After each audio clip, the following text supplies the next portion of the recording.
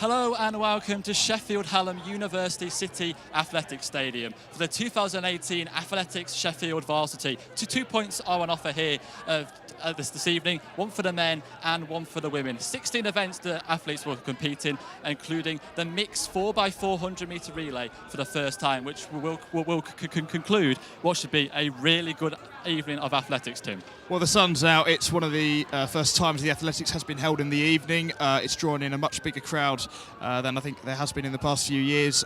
Everyone's out in the sun. A fantastic evening for everyone. And what better way to kick off what should be a fantastic night of athletics. And there is 2 points on offer, as I said, here at the Athletics Stadium this evening. The University of Sheffield are currently leading the overall standings 16-12, and 2 points could make a real difference going into the weekend, Tim. Well, we saw the University of Sheffield win the lacrosse earlier. They won the hockey as well, so the gap is now 16-12, and what was an incredible Hallam Sports Park day on Wednesday, and then the ice hockey twos, of course, went to the Uni of Sheffield last night. I guess with so many events in this kind of format, we can expect a night where we don't realise we can work out the result until the final few races. So it could be tense, it could be tight, and I guess that's how we want an event like this to be. Absolutely. And also, University of Sheffield won an ice hockey point for the first time last night for the ice hockey twos. And the first win here at the Athletic Stadium just a few moments ago, it was won by the University of Sheffield, the women's 4x400 metre hurdles. So already the University of Sheffield have already won an event. But having said that, Sheffield Hallam do have a lot of talented athletes competing here this evening. Well, I guess with athletics, because it's not just how many races there are, but it's the kind of races that there are as well. We've got from the 100 metre hurdles, the 100 metres, the 110 metre hurdles, all the way up to the 3,000 metres. So we can expect a differing range of results from both universities throughout the afternoon. It will depend on their stamina. It will depend on what they've got coming up, because some of these athletes are professional, semi-professional. So they will be looking at this event and thinking European Championships in Berlin or Glasgow ahead. Absolutely. They've got the Bucks Outdoor Championships in just a few weeks' time as well, and stand by because there could be some club records being broken this evening as well. So the first event, the women's 400 metre hurdles, was won by the University of Sheffield's Joanna Hajuanu, and actually she normally competes over the 100 metre hurdles. She stepped up last year. It's not her favourite event. She stepped up last year to be the second scorer for the University of Sheffield, but she's gone one better even this year, taking the win, the first race of the evening, the women's 400 metre hurdles. And already the University of Sheffield get onto the board. The next event we'll see, the first event we'll see live will be the men's 400 metre hurdles, including Gareth Sermon, who is the University of Sheffield captain. He'll race actually for the 400 metre hurdles for the first time in nearly two years. And 2 years ago, as a fresher, he finished second in varsity in this event. He has not competed over 400 metre hurdles since then. So, Tim, it's going to be we're speaking to him before the event. It's going to be interesting. He's hoping that his body holds up. And speaking of the conditions as well, sunshine, which will perhaps suit the sprinters, but when we get to the longer distance races in the latter stages of this event, some of the people may suffer. I think the 3,000 metre runners will be thinking, oh, here we go again. We've been racing across Europe in really sunny conditions. You get to Sheffield and you're thinking it's cold and snow 3 weeks ago, and now you get this. It's unbelievable, really. But yeah, you are right in terms of Gareth Sermon, as we're about to sort of see the start potentially of his race. Against Tommy Halton, could be fascinating, that, given Tommy Halton's history at the Bucks Indoors as well, in that 3,000 metres, disqualified as we are both there. So we'll see. Well, let's join our commentator Ollie Mooney for the men's 400 metre hurdles. Hi there, I'm Ollie Mooney and welcome to the Woodburn Road Stadium. And as Adam has just said, we're just about to get underway with the 400 metre men's hurdles. It is a gorgeous sunny evening, quite a hot one too, and I suppose that the runners are going to hope that it will notch down by a couple of degrees. And as you just heard, we're underway here. We've already had the women's 400 hurdles, and at the same time we've got the women's high jump, the women's and men's triple jump as well.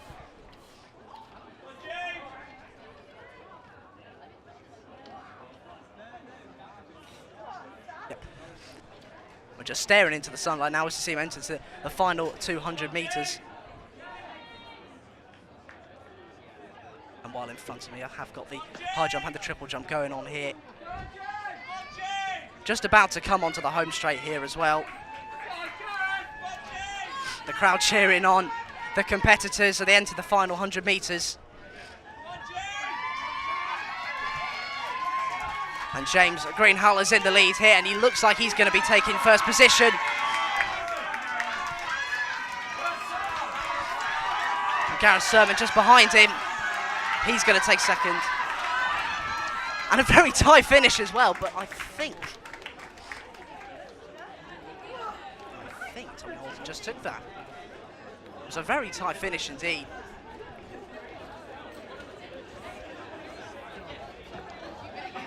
Tommy Horton, I think, just managed to beat Michael Ellis to that third place. And it was a very tight finish indeed. James Greenhalgh stormed to first place to claim maximum points. Tight finish down the other end.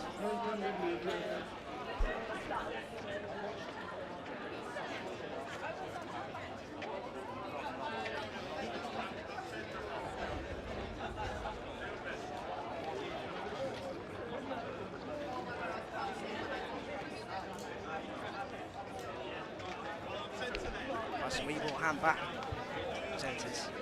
Adam. Thank you very much, Ollie. So Sheffield Hallam take the men's 400 metre hurdles through. James Greenhalgh, he finished 5th last year. This year he takes the top spot on the podium. It looked like the University of Sheffield captain Gareth Sermon came second, and Michael Ellis maybe very close for Sheffield Hallam in third, with the University of Sheffield athlete finishing 4th. So Tim, what were your thoughts on that race? Well, I mean, if this is a starting block for the whole evening, it's quite ironic, really, because Sheffield Hallam usually win the women's, and University of Sheffield usually win the men's. But so far, it's been the other way round. James Greenhalgh against the University of Sheffield captain. He must have been thinking going into this race. Gareth Sermon is always on your mind when you've got somebody of that figure in the opposition team. And although it is, of course, a friendly rivalry, Sheffield Varsity, of course. There would have been that grit and determination from him to get past that. We saw it. It was a comfortable racing, in fairness, to be honest. Absolutely. So next on the track, it is the women's 800 metres. So the athletes. So how the scoring works is each university nominates 2 athletes per race to be their scoring athlete, and their place finishes then responds to a number, which then totals up to who's all of the points after all 16 events have taken place. So the nominated athletes for University of Sheffield are Becky Rigby. She won the 800 metres and the 1,500 metres last year, and Ellie Robinson. Ellie Robinson's actually been in the triathlon squad the past few years. She's returned to track running, and she'll be getting hope to close to her PB ahead of the Bucks Outdoors. And the Hallam's ones to watch, we've got Neve Hardy, who's actually just run the 400 metres hurdle, so it's going to be a real test of her recovery. And Jess Freeman also goes for Sheffield Hallam, who has not competed since 2016. But I think the favourite in this one will be Becky Rigby. She won the 800 metres last year, she won the 1,500 metres last year, and from sources within the club, it suggests that she'll be aiming to break that club record of 2 minutes 17 seconds, having just narrowly missed out last time, but she won by 5 seconds. Well, when you've got a record like that, there is always that expectation that you go into a race, not just physically, but mentally in your mind, that you can actually get through that mark quite quickly. And I'm not sure whether she'll think this is comfortable. I guess complacency could come into it, and that could be a major danger for her. But I guess if she's got enough experience, Becky, then there's no doubt that she will be able to potentially win this race comfortably. We'll see. Absolutely, and Becky Rigby already holds the University of Sheffield club's records over the 5,000 metres, 10,000 metres outdoors, along with the 3,000 metres indoors. And she will also be back on the track later on this evening, competing in the 3,000 metre event, which is a new event this year. It replaces the 5,000 metres, part of this new athletics programme that Varsity have proposed and got this year. It's over an evening rather than a long day. And already, looking at the crowds to the left of us, there's already a lot of people enjoying this sunshine, Tim. Oh, you'd expect that. We have the long jump and the high jump just to our left across there. See the pole vault in the distance, not been set up fully yet, but will be. Yeah, it's the fantastic evening for what you'd expect will be a brilliant quality of athletics. So it'll be Becky Rigby of the University of Sheffield who starts the favourite in this one. Let's hand over to our commentator, Ollie Mooney. Thanks, Adam. Welcome back to the commentary box. We've got the 800 metres women's next up here. And as described, it's Becky Rigby and Ellie Robinson up for the University of Sheffield. And they're against Neve Hardy and Jess Freeman of Sheffield Hallam University. And that has just got underway here in this 800 metre race.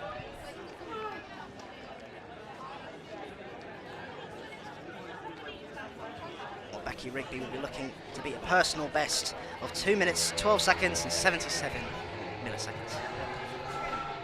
Just as they are approaching the halfway mark, the 200 metre mark. A little bit of music in the background to spice things up, of course. They reach the far corner as I look into the sun again, as the rest of the crowd are as well. 200 metres to go.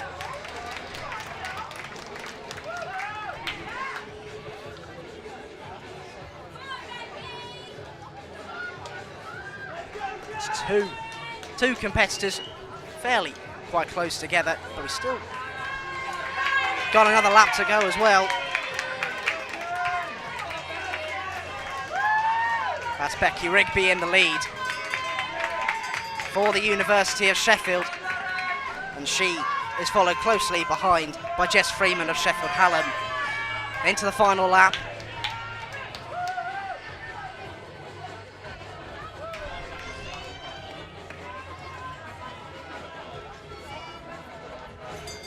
Straddling behind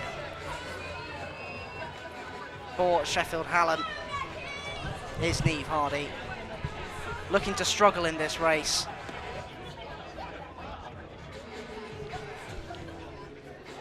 What a fair distance between the competitors here, and I believe Becky Rigby still holds that lead as we are approaching the final 100 metres for the front competitors.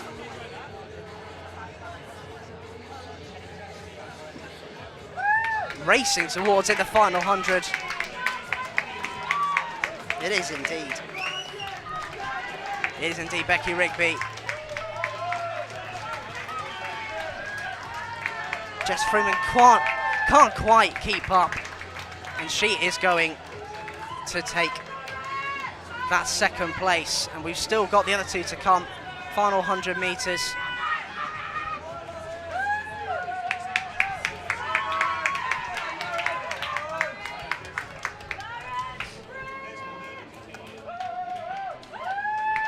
There's Ellie Robinson. Now waiting on the final competitor.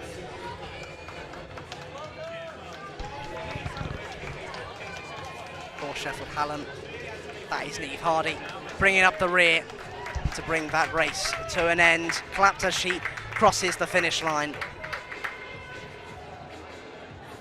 Race number 3 over.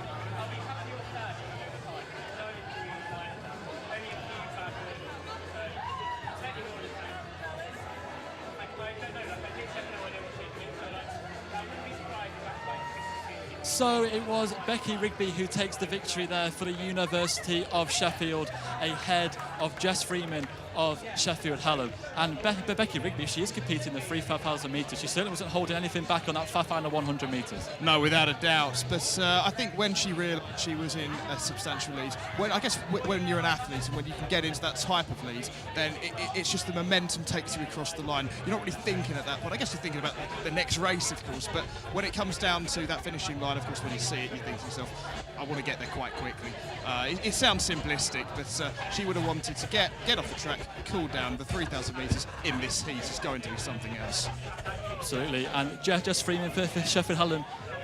Although Becca Rigby was pulling away in that final, in fact, we'll go over to our commentator for the men's 800 metres. It's been a really good race. Ollie Mooney has this race for us. Thanks, Adam. Welcome back to the commentary box. We have the men's 800 metres here. Just preparing for that race now. And we have got some guests in here as well, but the scoring athletes for the University of Sheffield, Tommy Horton and Don Brown. While for Sheffield Hallam, we have Sam Cullen and Patrick Jones just as we get started here. And guests include Michael Batcham, Sam Somerville, Harry Russell, Craig Fishwick, Nicholas Barber and Matt Graham to complete the full lineup for this race.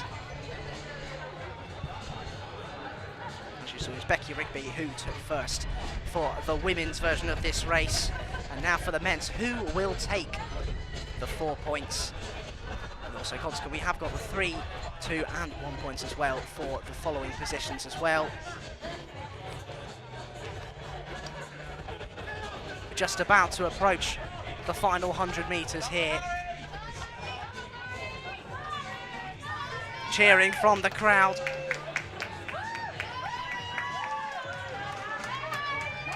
As Don Brown is bringing up the front line alongside Harry Russell. It is quite tight. 3 main packs here. The 2 I mentioned earlier at the front leading, and another 2 sets of 3 in their packs. But a fair distance between front and rear. And we are now close to entering that final 200 metres. And it's still neck and neck at the front, I have to say, between Don Brown and Harry Russell. Now entering the final 200 and into the 100 as well. The rear pack now at the 200 mark. Here we go, it's a tight one indeed between Don Brown and his counterpart Harry Russell. But it looks like Don Brown's going to take it. Don Brown takes the 4 points. Guest Harry Russell takes second. Michael Bartram takes third place, however.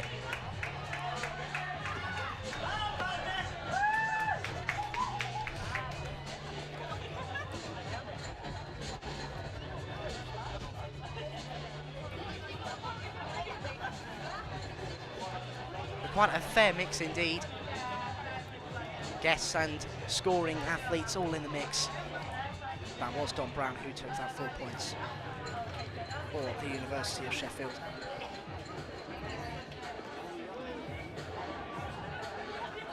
Sun continues to shine down here at Whitburn Road Stadium.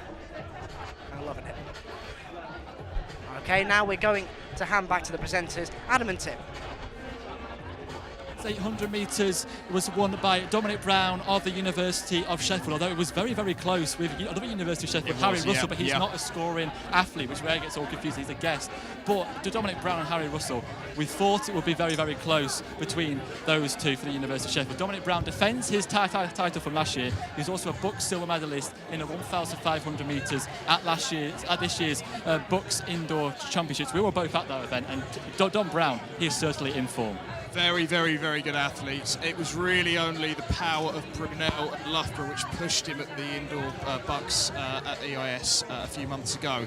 Harry Russell, again, an established athlete, but in some way that could be good for Don Brown, because if you can get an athlete established like Harry Russell, although obviously not point scoring for the University of Sheffield this evening, it does provide a test for your own mental strength when you're crossing that line, and Don Brown will judge that performance with Harry and think to himself, well, yeah, I've got a varsity contribution here, no doubt, but for his own personal record, the fact that Harry pushed him, that could be tantamount to future success potentially later this year.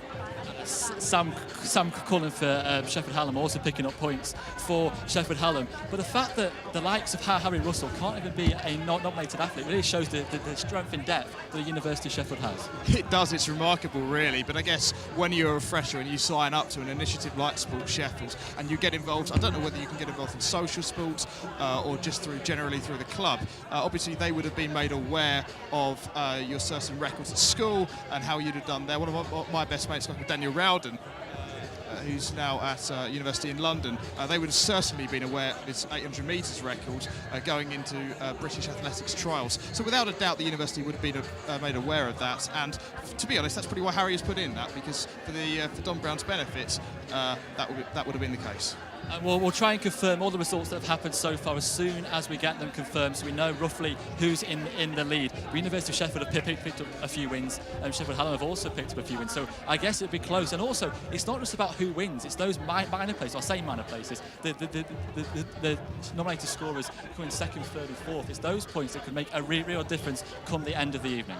That's a bit of a surreal comparison, but it's a bit like Formula One in that sense, where you get the leading race cars getting the points, the most points, but it is the points, the Renaults, for example, who finished in 7th and 8th. Obviously, they're in the same team this year as the leading athletes in that sense. But to go by a Tesco motto, every little helps in that sense.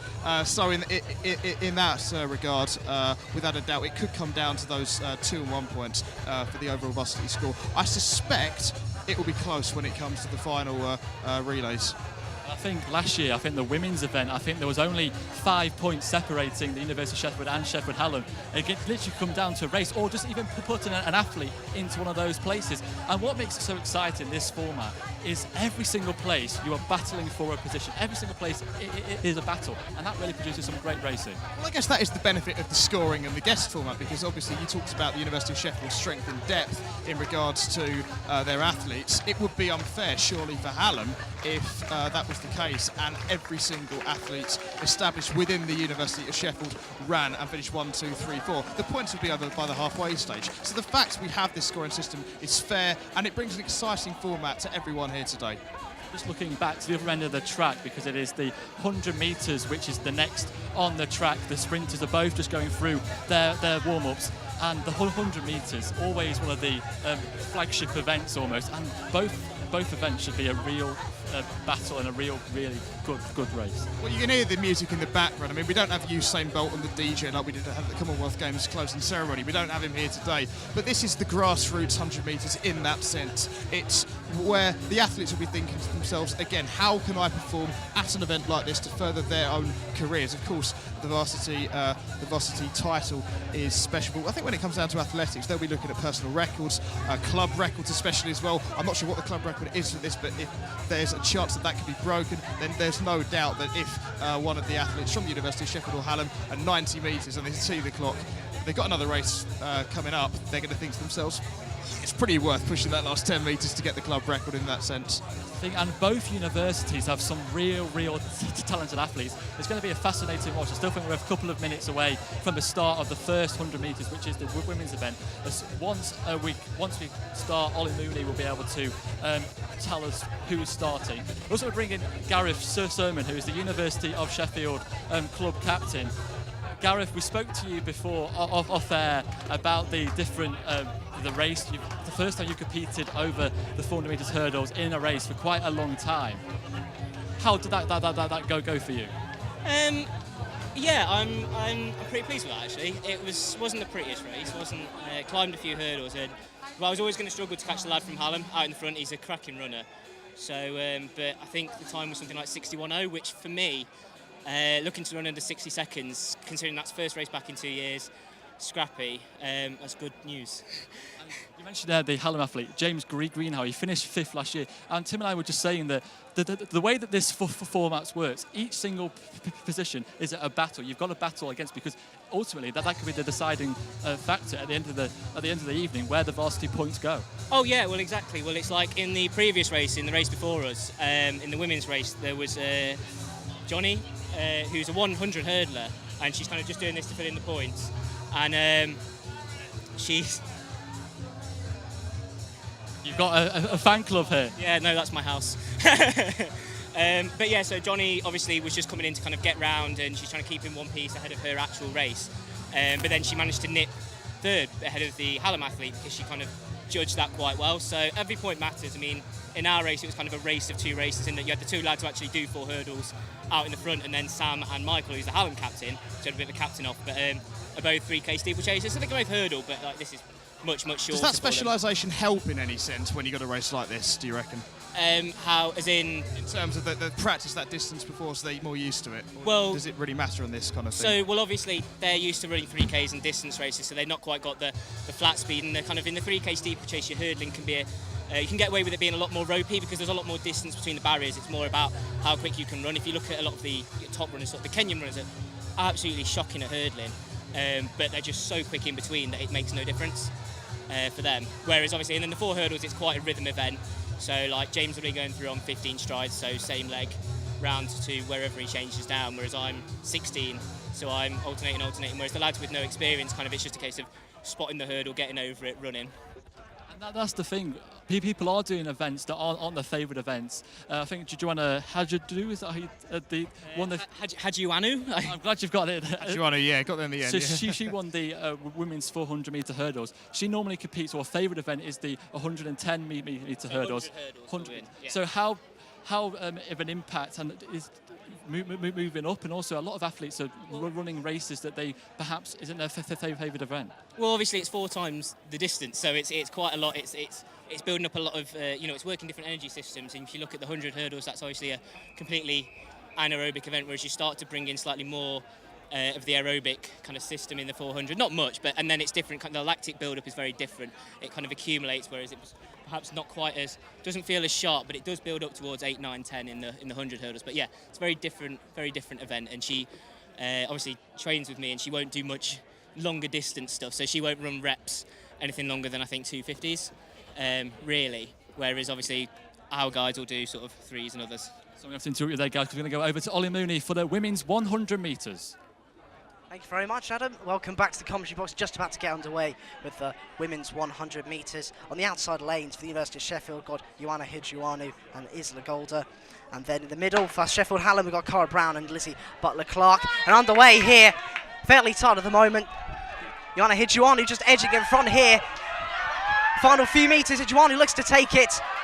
She is going to. And then just behind her, Isla Golder, I think, takes the 2nd place. That's the 4 points and the 3 points there for University of Sheffield. A fantastic race there from Joanna Hidjuanu. A great run indeed for the University of Sheffield. Girls on the outside lane for Uni of taking the top points.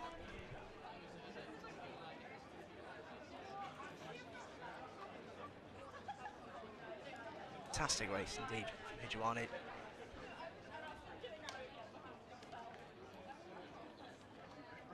Next up we will have the 100 metre men's, and I'll give you the lineup for the 100 metre men's as well. For the University of Sheffield, Ben Clark and Ima Mead.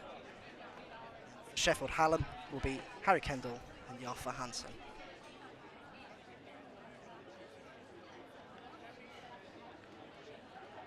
Fairly quick start in that women's 100 metres, but very quickly Joanna Hidjuanu edged away. It looked like the race was going to be hers pretty much from the halfway mark.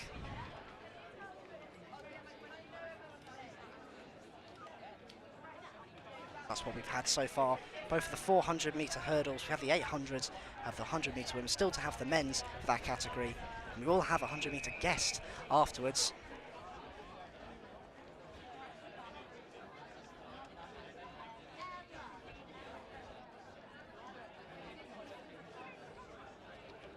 Pairing out the second 100 metres.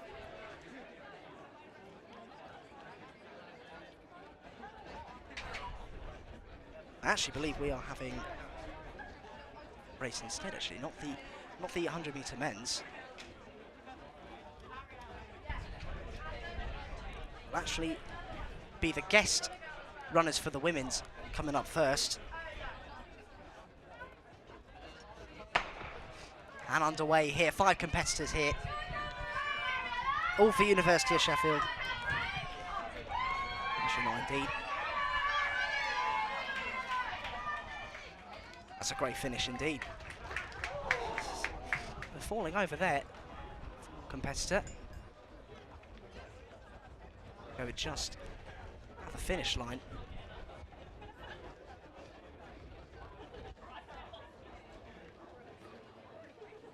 It's Catherine Neo who fell over.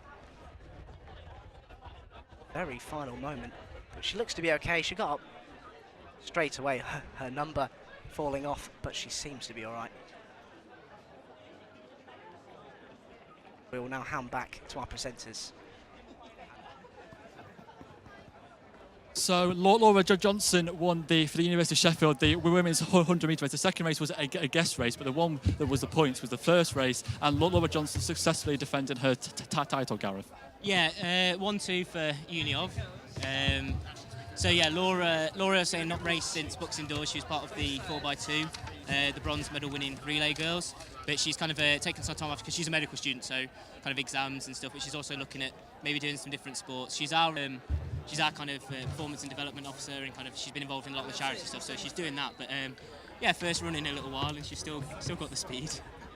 So next up it is the men's 100 metres, and this is going to be a real interesting battle, not only between the two universities, but also between the two University of Sheffield athletes, because Tom Metcalf and Ima Mead have both got their own little battle going, and actually Tom Metcalf became the first member to go under 11 seconds for the 100 metre last summer. So I suppose they've got their own little battle going along there. Yeah, it was again both two lads who I trained with. I was actually at the meet where Tom ran under 11, and we kind of heard the time come through, 10:97, and we were like waiting for the win just to hear that it was legal. But yeah, no, Tom and Em, it's a very friendly rivalry. They're two best mates. They often can be found in the sauna together. But yeah, so Em was out injured at the time, but everyone sort of thought Em would be the first guy to go under that barrier, and then Tom went and nipped it from him. So it'll be interesting to see. They both just come back from warm weather in Torremolinos in Spain, and Tom had a bit of a niggle, kind of picked up a little bit of an issue doing some block work out over there, but he's back, and yeah, I'm interested to see what happens between those two. I think. Yeah, I think if being honest, I think it will be between those two for first, but be interested to see who sort of Hallam bring out. And you mentioned there about the warm weather training. That certainly helps here this evening. So, in terms of the heat, obviously, do sprinters like this hot weather? I suppose they like it more than the long distance runners we'll see later on. Oh yeah, they'll be loving this. It just makes it easier to warm up. You know, when you're out in the cold and you've got to keep layers on and you kind of got to keep your muscles warm and keep moving. Whereas days like today, it's obviously much easier. You know, it's nice. You usually feel a bit springier. I would definitely say. So yeah, they'll be very happy with this. But obviously, it's nicer that it's not as hot as the other day, because rather than kind of going through warm-ups and sweating and kind of getting slightly wet layers, it's much nicer than that. So it's pretty much perfect conditions. So what would you think is the key to a successful 100-metre runner? I mean, it's kind of a case of it's two things. You've got kind of three phases to the race. You've got start, you've got kind of the drive phase as you come up into your upright running, and then obviously how quick you are once you're upright and how much you kind of maintain that towards the end. What a lot of people don't realise is even in the last 20 metres of a 100-metre running, people are still slowing down. It's difficult to maintain that kind of speed throughout. So you obviously want to get a quick start. One of the lads who I think is going to be in the guest race, Curtis, has probably got the best start out of all of them, who's a 110 hurdler. So he'll be one to watch out for in that. But out of these lads, yeah, Em and Tom are pretty even. Okay, so let's see this race with Tim Adams and Ollie Mooney. Adam, welcome here. 100 metres. Right, we have 200 metres coming up.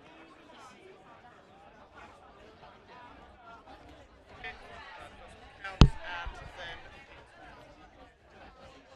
100 metres. First race, the 100 metres.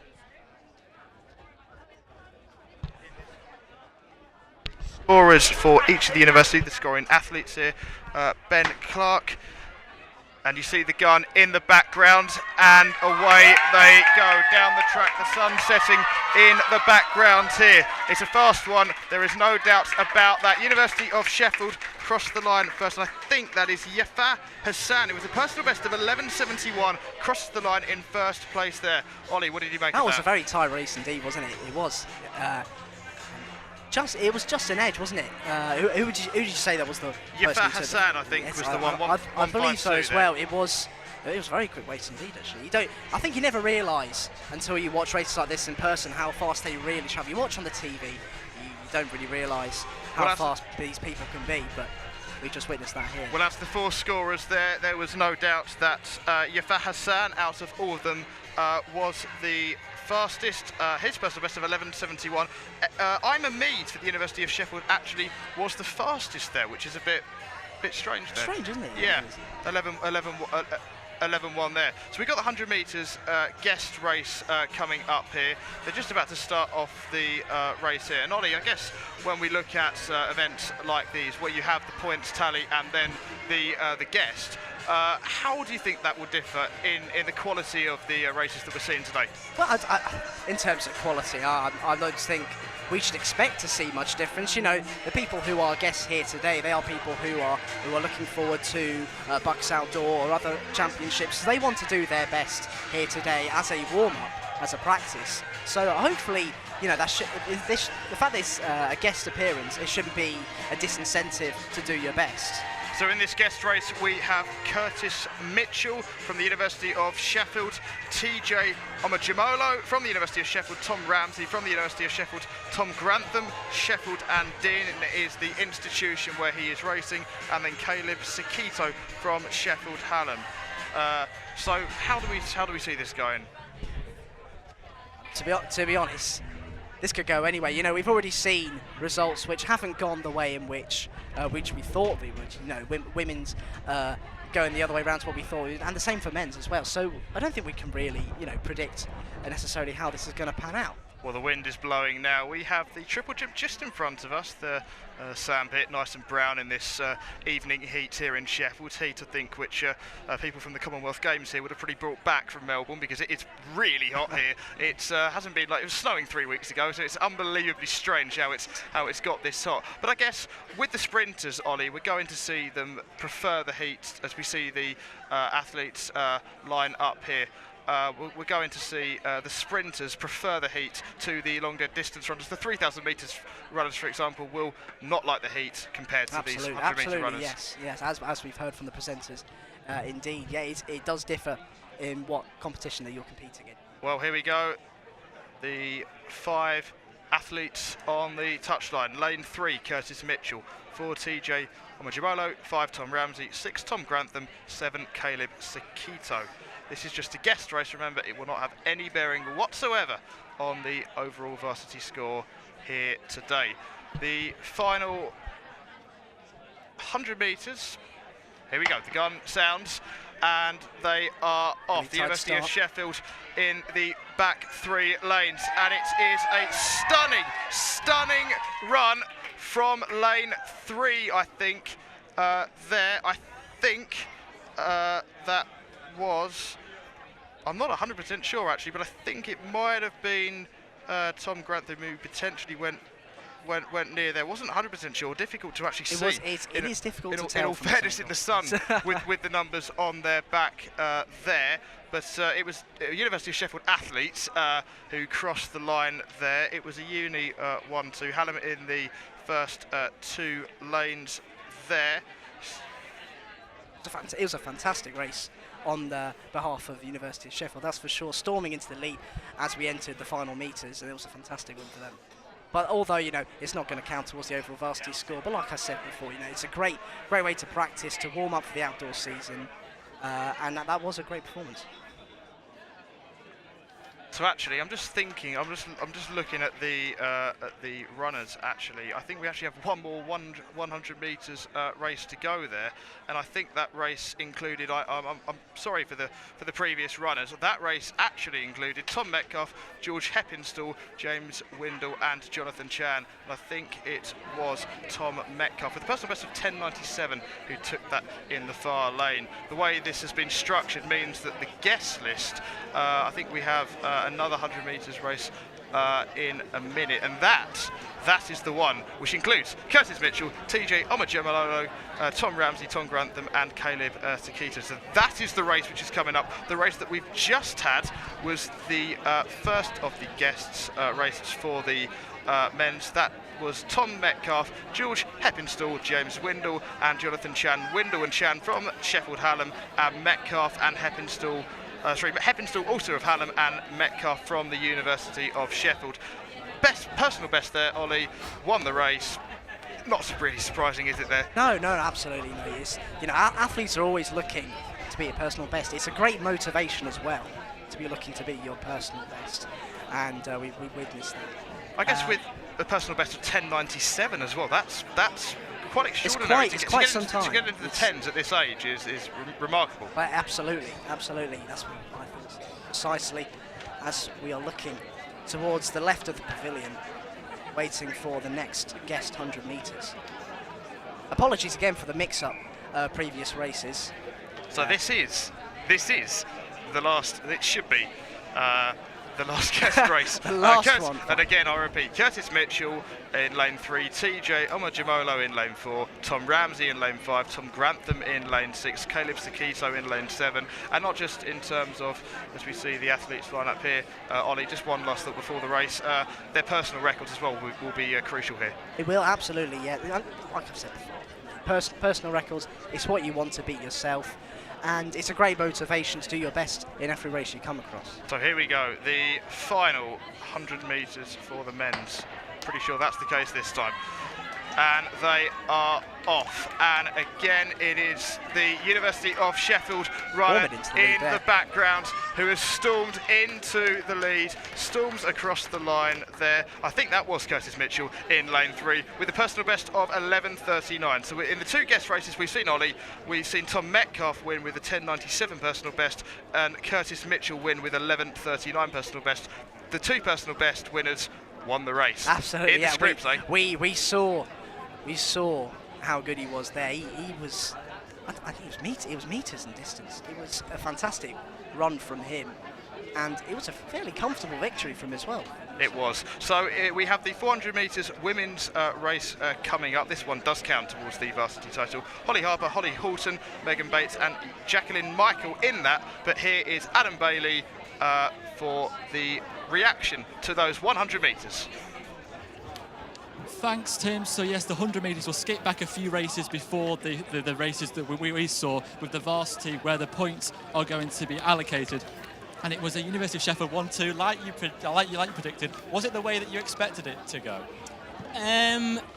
Yeah, I think realistically, although Tom's got the better PB, it's just a matter of time until he breaks that 11-second barrier. It'll be interesting to see what he's ran tonight. Quite good wind conditions. He always runs well at varsity. 2 years ago as a fresher, he kind of came out and shocked us all in the 200 with a ridiculous time. So yeah, but they'll both be pleased with that. It's just nice to get. That's the thing, is it's a lot of these guys' first races. So it's nice to just get one out there, get one in the tank, and kind of get through with no injuries. That's the thing. During the season, what other races do you do in preparation for this? Is this one of your highlights of the season? I suppose the Bucks Championships are the real highlight, but I suppose you've always got an eye on this varsity. I suppose University of Sheffield want to be Sheffield Hallam, and the other way around. Sheffield Hallam always want to be the University of Sheffield. I think it's maybe a little bit different with athletics, in that this is obviously, for us, it's very early in the season. This is obviously our first race. So, yeah, obviously there's rivalry and there's everything with that. But I think for a lot of them, the focus will be on different races. You've got a lot of athletes here who are at competing at a national level. So like in that 800 that we saw earlier, that men's 800, you've got Don Brown and Harry Russell. Both of them will be running England under-23, so I'm not sure. Don might be a bit old now. But he'll be running at British Champs the week after. So you've got guys who, this is the kind of race where it's nice to come out, it's nice to represent your university, and there's not many chances we get to do that. But it's not the most, I think for a lot of people, it's not the most important fixture. But like I say, it's obviously important to come out, represent your university, and get a good run. And that's the thing, it's a good level of competition to open up your season. I think whatever sport, you want to beat your main rivals, which are Sheffield Hallam. Just some news that we've got, and Gareth, I don't know if you want to confirm, we saw Becky Rigby go in the 800 metres about 20 minutes ago. We said that she was after that club record. Did she get it? She did. I've not seen the official time. We'll wait on that. But she said she's ran 2:15. So, and there's no chance she's run 2 seconds slower than that off of her watching everyone else timing her. So, yeah, to be expected. She's going to have every club record from 8 up to 10k. That's the level of runner you've got. So, you know, when you're watching her and you're watching her in the 3K in a bit when she tries to go for that club record as well, just kind of bear in mind you're witnessing, without it being too emotional, but you're watching something special. She's a very special athlete. You know, she's got 2 booked silver medals over the 10K. She's doing the 10K next week. She'll be looking to win gold. She's an absolutely cracking athlete, and we're lucky to have her, really. So next up on the track, it is the women's 400 metres for University of Sheffield. It is Megan Bates and Holly Horton. Gareth, what can you tell us about these 2 athletes? So Holly's a fresher. Holly's come in this year, and she was very close to a PB on the indoors. But I think in terms of a story, at least, Megan's is really interesting. That Megan was an absolutely fantastic junior athlete. She had offers scholarships to go stateside, kind of in the NCAA system, which is you've got to be a talented athlete to get that. You know, you've got to be good. And but unfortunately, this is her first outdoors race in about 4 years, because she loves skiing, and she in the start of 2015 sort of tore her knee, kind of shredded that. So it's been kind of a long road back. She's only started training with us this winter, so she ran well indoors, but obviously not quite to the standard that she perhaps expects of herself. But at the same time, she kind of understands that it's coming back, it's getting used to it. It's although you've got that muscle memory, it's kind of rebuilding that. You've got to build the blocks, and it doesn't just happen over the course of a season. It kind of accumulates. So the only Sheffield Hallam representative in this one is Holly Harper. She'll be hoping to perhaps cause a little bit of an upset and try and steal some points for Sheffield Hallam. You mentioned there about Megan Bates. You've obviously been through injury troubles the past few years. We mentioned earlier that that was the first time you've raced over 400 metre hurdles. Just how hard is it to come back from injury? Yeah, it depends on, I think for me with the hurdles, like testing. I One, needed a break, two, to be one, honest. two. The injuries kind of happened, but I needed Can a you mental hear break, us? which was good for me, but obviously it's frustrating not to train, and kind of you have all this extra time, and it's difficult to do that, and it's difficult to kind of sometimes motivate yourself. I mean, during winter, I was lacking motivation. I've said that plain and simple. Like, it's nice now I'm actually going over some hurdles. It's kind of got that back for me. But yeah, so it's kind of a struggle, and when you're trying to, you can just hear Brogan Macaulay shouting for a t-shirt. But yeah, so when you're kind of, and you're not in the shape you expect yourself to be in, and you kind of, it's difficult when you know that you're better than that, and that's the thing is, for Megan, it's been difficult in that she knows she's a much better athlete than the times she's been running at the minute, but you obviously have to temper that expectation with the fact that what happened to her was a very bad injury. She still has issues with her knee, and you've got to kind of temper that. But it's difficult. It's more, I think the coming back from injury is perhaps easier than, because you can watch yourself get fit. With every kind of training session, you feel yourself pushing on a bit, but it's that time when you actually are injured, and that kind of, it's just having all that spare time and not knowing what to do with it. It's kind of, it's breaking up that structure. It's difficult for people. We can just see to the right of us, the athletes ready for the 400 metre hurdles are being held. So what we're going through their minds now? They're obviously keen to race. You can see them jumping up and down, trying to stay warm. I suppose that it is any athlete's worst nightmare, wanting to go and compete and having to wait. Yeah, I mean, we all have experience of it. We've all been to open meetings where they're running far later than timetable, and you've got to try and keep warm. I mean, there'll be that's twitchiness more than trying to keep warm. That's twitchiness. That's raring to get going, and kind of. They'll be wanting to keep moving, obviously, but it's more mental. It's the fact that everyone kind of, you get yourself ready and you get yourself in this space ready to race, and then suddenly you've got to wait, and it's kind of, you can easily lose focus, and I think that's the difficult thing, is to try and, I mean, we were delayed a bit at the start, and you kind of, you get chatting, but you don't want to get too relaxed. You don't want to be just completely in that zone, because then you'll boil over, but you've got to kind of temper it. And some of the athletes, just in particular to the University of Sheffield athletes, are having blocks, whereas some of the athletes aren't. Does it have much of a difference? I suppose it just comes down to athlete preference in the end. Yeah, it definitely makes a difference. You'll definitely, when you're kind of, it's as much to do with angles and how you're applying the force, in terms of when you're pushing off against the blocks, you kind of, because when you're starting, you're trying to push sort of horizontally, you're getting yourself up to speed, you're pushing out that way. And the blocks, obviously, you've got something there to push against, whereas, if you're off the floor, you're kind of coming up, driving upright, and you're not applying that force and that pressure outwards that way. So it does make a difference, but obviously, if you're not used to using them, it's more of a distraction, it's going to cause you issues, and it's going to slow you down. Do you know what I mean? You've got to be comfortable with what you're comfortable with. And I suppose the start is absolutely key in any race. Once you are pushed off the blocks or not? And once you get going, do you have a vague, do you know in your mind whether you're going to be contending at the end or not? Well, it depends on the race. So like for me earlier in the 400 hurdles, it's purely for me about hurdle 1. So I'm looking at hurdle 1, I'm kind of drifting towards the side of my lane just to try and give myself a bit more room to get through and over it, and I want to get there on the correct leg and push through from that. But then whereas an event like this, it's difficult. I mean, around the bends, you perhaps have less of an idea because it's staggered. You might have an idea, obviously, if you're going past someone. I mean, you might be worried in a 400 overcooking it. But then in 100, obviously, you know, the start is the most, is crucial. You've only got so many meters to work your way back. Whereas, obviously, in slightly different events, especially once you get up towards 800 and above, it becomes less important because you've got time to work your way into the race. Let's head over to our commentators for the women's 400 metres. Tim Adams, Ollie Mooney, who'll be able to run us through all the start list for the women's 400 metres. Well, thanks, Adam. Thanks, Adam, a lot. Here we go, the women's 400 metres. Holly Harper, the only Sheffield Hallam athlete in this race in lane 3. Holly Halton from the University of Sheffield, as we found out down there, a fresher. Megan Bates, scholarship stateside, US infrastructure, providing her basis there. The whistle go there as we see Jacqueline Michael in lane 6 for the University of Sheffield. So Sheffield Hallam with only one athlete in this race here. Ollie, how do you think that this will go? Well, as we can see there, Megan Bates with a personal best of 56 seconds and 81. It's 6 seconds faster than Holly Halton. It so is indeed. if we're looking at that on the personal best trend, really. So if we're going by that, we'd be expecting her to take the race. Well, Megan Bates enjoyed a stellar junior career over the 400 metres. She had a 6th place finish at the 400 metres at the English schools. However, a knee injury suffered in skiing, believe it or not, means that Varsity will be her first outdoor race since 2014.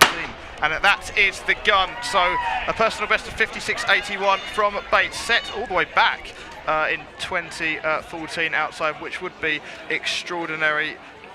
Here. So the 4 scoring athletes in this women's 400 metres. Holly Harper in lane 3 for Sheffield Hallam, Holly Halton in lane 4 for University of Sheffield, Megan Bates for University of Sheffield in lane 5, and Jacqueline Michael in lane 6. And as the sun sets in the background, the scenery is fabulous, I've got to admit that, as we see the athletes just about to turn round the final bend, and once they turn round the final bend, we can give you a clear indication of where the standings are. There are 7 girls in this race, 4 scoring. There is Megan Bates in the lead here, but quite some significant difference as well. Megan Bates in the lead, crosses the line. Whether she can beat her personal best is the question, but Bates wins it from lane 5. And that was a guest athlete there who came in second. So of course, the scoring-wise, Bates the clear winner there, Ollie. Well, yeah, as we saw, personal best of what do we see there, 56 seconds, and she finished first. What a surprise, really. Not really much at all. Well, we talked about the knee injury that Bates suffered in skiing all the way back that long time ago. It means that Varsity was her first outdoor race since 2014. Some comeback. It is indeed, isn't it? And to win by quite some distance as well. She'll be hoping that was somewhere close to her personal best. We'll see later when the official results come out. But yeah, just to say, her accident a few years back, just to come back from that and an outdoor race, her first, did you say? It's a great result for her. And one last thing, Ollie, before going back to Adam down on the track. She returned to the track this winter, so she hasn't had long to continue that recovery, has she? Not at all, but the quality is still there, and that's what we see in the sign of a great athlete. Well, no doubt that she would have used Bucks as a template for this race. She's won this race. Adam will have the reaction down on the track. Thank you very much, Tim. So Megan Bates takes the victory in the women's 400 metres, and it was a very successful race for the University of Sheffield athletes. Yeah, I think it was a case of Hallam kind of filling in athletes because they had to. Either their top 400 runners aren't out, or perhaps they're just struggling to fill that event. But I think obviously it's more about times. someone just walks through. But yeah, so that's what it's about at the end of the day, I think, especially in a race like that. Although it's nice to take the win and take second, they'll be kind of thinking, well, what have I opened with? How am I running? Kind of trying to get some feedback from that. But yeah, Megan will be happy with that. And then obviously Kat ended up coming in and taking second after the 4 hurdles. So not sure. Holly looked like she was struggling a little bit.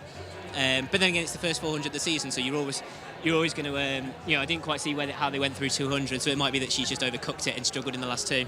So next up onto the track, it is the turn of the men's. It's the men's 400 metres. And for Sheffield Hallam, we've got Sam Jones, who finished second last year. Will he be perhaps one of the athletes that University of Sheffield athletes will be having an eye on? I think so. Sam's obviously got a good PB. He's a good runner. But I think Liam will be relatively confident. He's won this event the past 3 years since he was a fresher, so he'll be looking to take that 4th victory. And yeah, he should be relatively confident. He's in decent shape. Well, let's see if he can. Let's hand over to our commentators, Tim Adams and Ollie Mooney, for the men's 400 metres. Thanks, Adam. Well, this could be an absolute cracker. The lineup in here is staggering. If you look at the stats, the quality is remarkable. James Windle, Sheffield Hallam in lane 2. Jonathan Chan of Sheffield Hallam in lane 3. Sam Jones of Sheffield Hallam in lane in lane 4. Liam McGiven, who's a Welsh international for University of Sheffield, in lane 5. Ewan Somerville in lane 6 for the University of Sheffield. Dominic Brown in lane 7, Tommy Horton in lane 8, and that is the gun, and they are off. This could be one of the best races, probably one of the most competitive races we have seen so far. And let me just add in as well, Ian McGiven, he's won his last 3, and that was all of his 3, by the way, competing in Varsity at the 400 metres. He's looking for a 4th win out of 4 in the 400 metres of Varsity, and as well, a Welsh international athlete. We're looking at a great race here. Well, Chan and Jones, the scoring athletes for Hallam. McGiven and Somerville, the scoring athletes for the University of Sheffield. As they come round the final bend now, we see an athlete in black and gold leading there. Hallam not too far behind. The crowd rises in that's Liam McGiven in the front. Liam McGiven first. He's going to take that first place. McGiven first, Jones second, and just crossing the line there, I think that was Ewan Somerville for the University of Sheffield in 3rd place there. But it was the battle really between Sam Jones and Liam McGiven. There is 0.65 between the 2 of their personal bests. Sam Jones, personal best of 49.8, Liam McGiven 49.25. It's remarkable. And then we've just seen as well, they come in the correct order as well, so that's good enough. But it was tight between the 2 of them. However, Liam McGiven managed to sneak out in front. He has just that edge on the personal best. The Welsh international beating Sam Jones, who finished ironically 2nd in the 400 metres last year. Reaction quickly with Adam. Ollie, and what a finish that was. It was very, very close in the end there. Yeah, I think Sam obviously pushed Liam all the way. It was a case of who could sort of hold on in that last 50 metres, but obviously Liam held on to make it 4 out of 4, so we're pretty pleased with that. Yeah, especially with the whole house watching and kind of giving him some jip.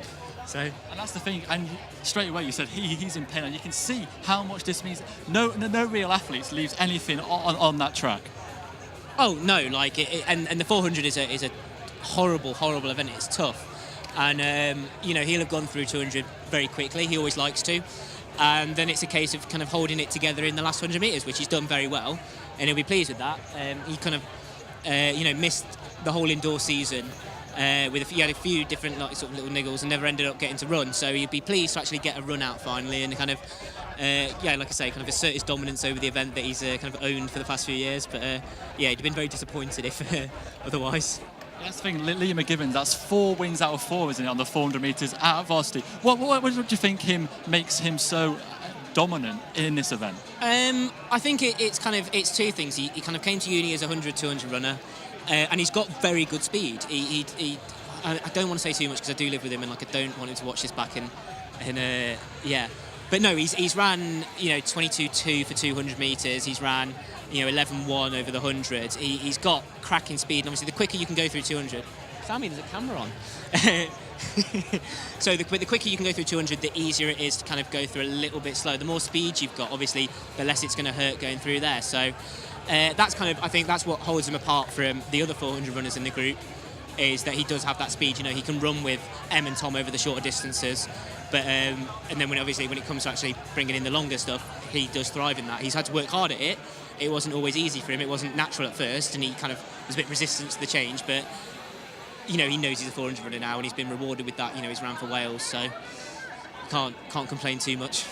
Absolutely. So before we have the 1,500 metres, it is the guest race of the 400 metres. Let's head back up to our commentators, Tim Adams and Ollie Mooney. Well, thanks, Adam. The 400 metres guest race. But before we quickly move on to that, the gun's about to go there.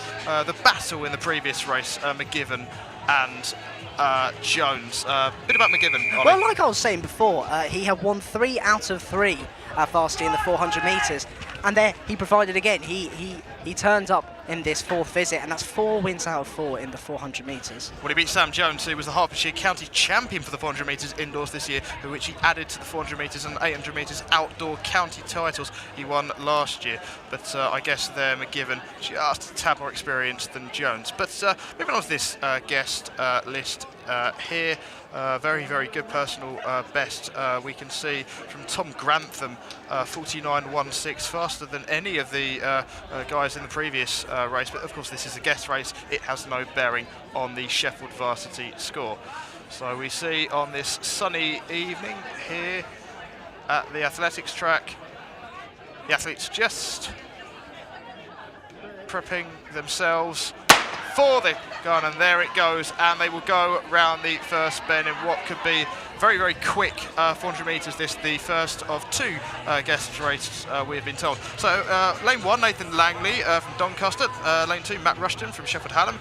Dio Malandu from Sheffield and Durn in lane 3. Harry Kendall from Hallam. Lane 4, Calvin Hayazayo in Sheffield and Dean. Lane 5, Ben Clark from University of Sheffield. Lane 6, Tom Grantham from Sheffield and Dean. Lane 7, Regan Langley from Doncaster in lane 8, as the athletes come round the second to final bend.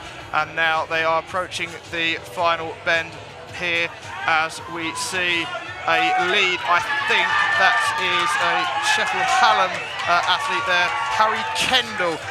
Harry Kendall with a PB of 150 crosses the line.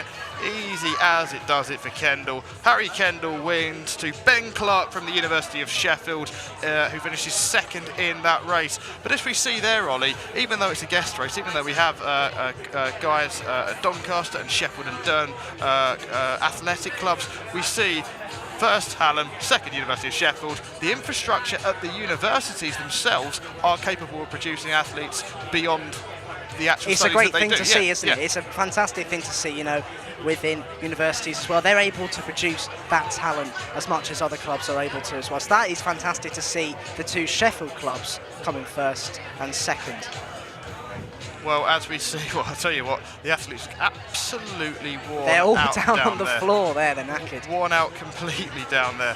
But that race, Harry Kendall won it with a in from lane 4. Ben Clark came 2nd. And we'll go back to Adam for the reaction for that one. Tim and Ollie, and as Gareth was saying earlier about the pain that a 400 metres cause, so we look to our right, as soon as it finishes, 3 or 4 athletes just lying on their back. And as you said earlier, Gareth, that is what the 400 metre does to you. Yeah, especially if you don't judge it well enough. If you you go too quickly through 200, then yeah, you're just going to create that lactic acid, and it's painful. It's painful anyway. It's a long distance to kind of sprint, but yeah, you've got to judge your race well, but it is painful, and it should be. You know, if you run well, then you'll hurt.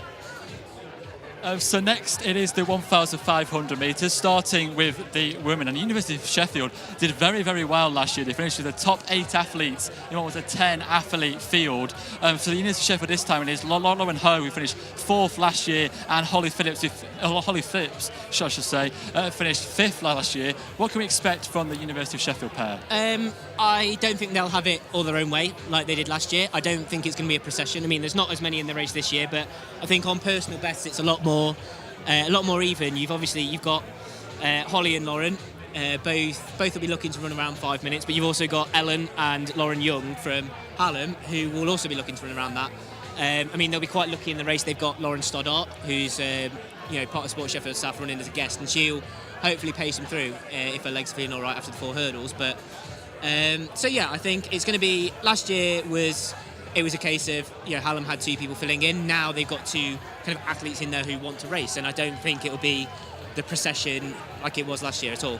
And that's the thing you mentioned there, the Sheffield Hallam, Lauren Young. She's a very talented all-round athlete. I think it was last year, I think she finished very highly in both the 800 metres, 1,500 metres, and also the 5,000 metres. And to do that in just over the space of a day is amazing. To do it in the space of just a couple of hours, it's absolutely amazing. I think that just shows you the talent that University of Sheffield have got, or Sheffield Hallam, University of Sheffield have got to face this evening. Yeah, I think with the distance runners, obviously some of them are kind of using this as a training session, although you would never want to do 8, 15, 5k. But yeah, so to be able to kind of go that over the distances, and that's a lot in someone's legs. So that's a tough day out at the office. I'm sure she'll be much happier with just doing the 15 and possibly the 3k if she's doing that later. And we've already seen her in a couple of events already this evening. In terms of the 1,500 metres, how much does it come down to tactics and waiting to have that surge towards the line on the final lap?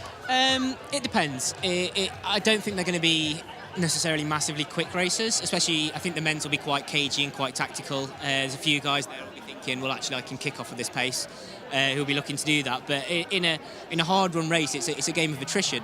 It really is. It's kind of who drops off the least. The pace is quick. So we'll see what happens. We'll see what they do. I mean, looking ahead to the men's race, you've got Michael Bartram will be favourite. He'll be very, looking forward to that. But you've got Oliver Dane in there, who's better known as a 4 and 8 runner, running his first one for a few years. And he's in, he's ran as a junior athlete. He ran for England over 800, and he'll be looking to, if the pace is slow, especially, kick, get his legs turned. He's got a lot of speed in those legs. So yeah, it depends on kind of how the race is run and if anyone is willing to. There's no pacemaker. That's the point of these races. They're racers.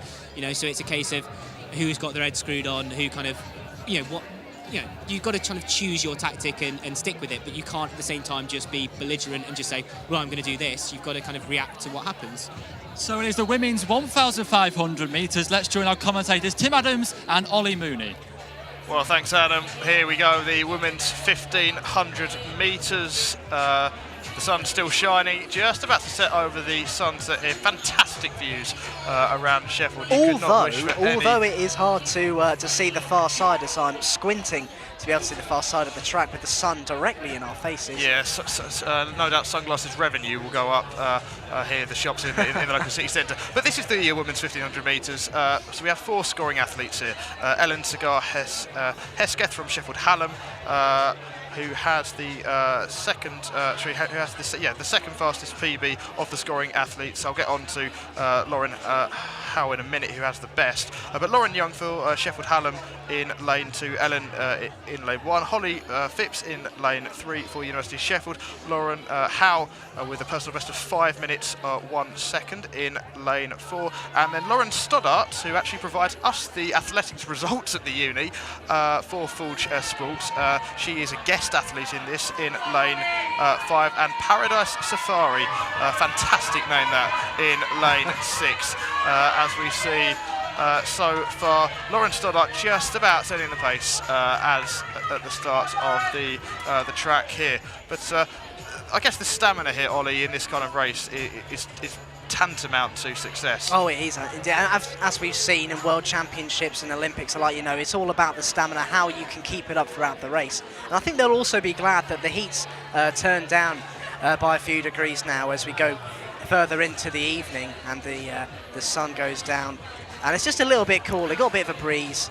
So they don't have to worry about the heat anymore, as they might have done if this was earlier on in the evening. Well, we see to the left-hand side, to the near left-hand side, as the athletes just on the far left-hand side of the track there, just about to come round the last corner towards the 100 metres. We see the hurdles being put out there for the 100-metre women's hurdles, which is coming up, I think, at around... well, it should be 7:30, but I think we're a bit late so far tonight, so it should be pretty about 8 o'clock for that. But so far, yes, it's in lane 1, Ellen Cigar Hesketh, lane 2, Lauren Young, 3, Holly Phipps for Lauren Howe, but of course in the 1,500 metres, in the end they all go to lane 1, as we see Stoddart just setting the pace currently there. Ellen Cigar Hesketh for Sheffield Hallam in lane 2 as they cross the finish line for their third lap upcoming.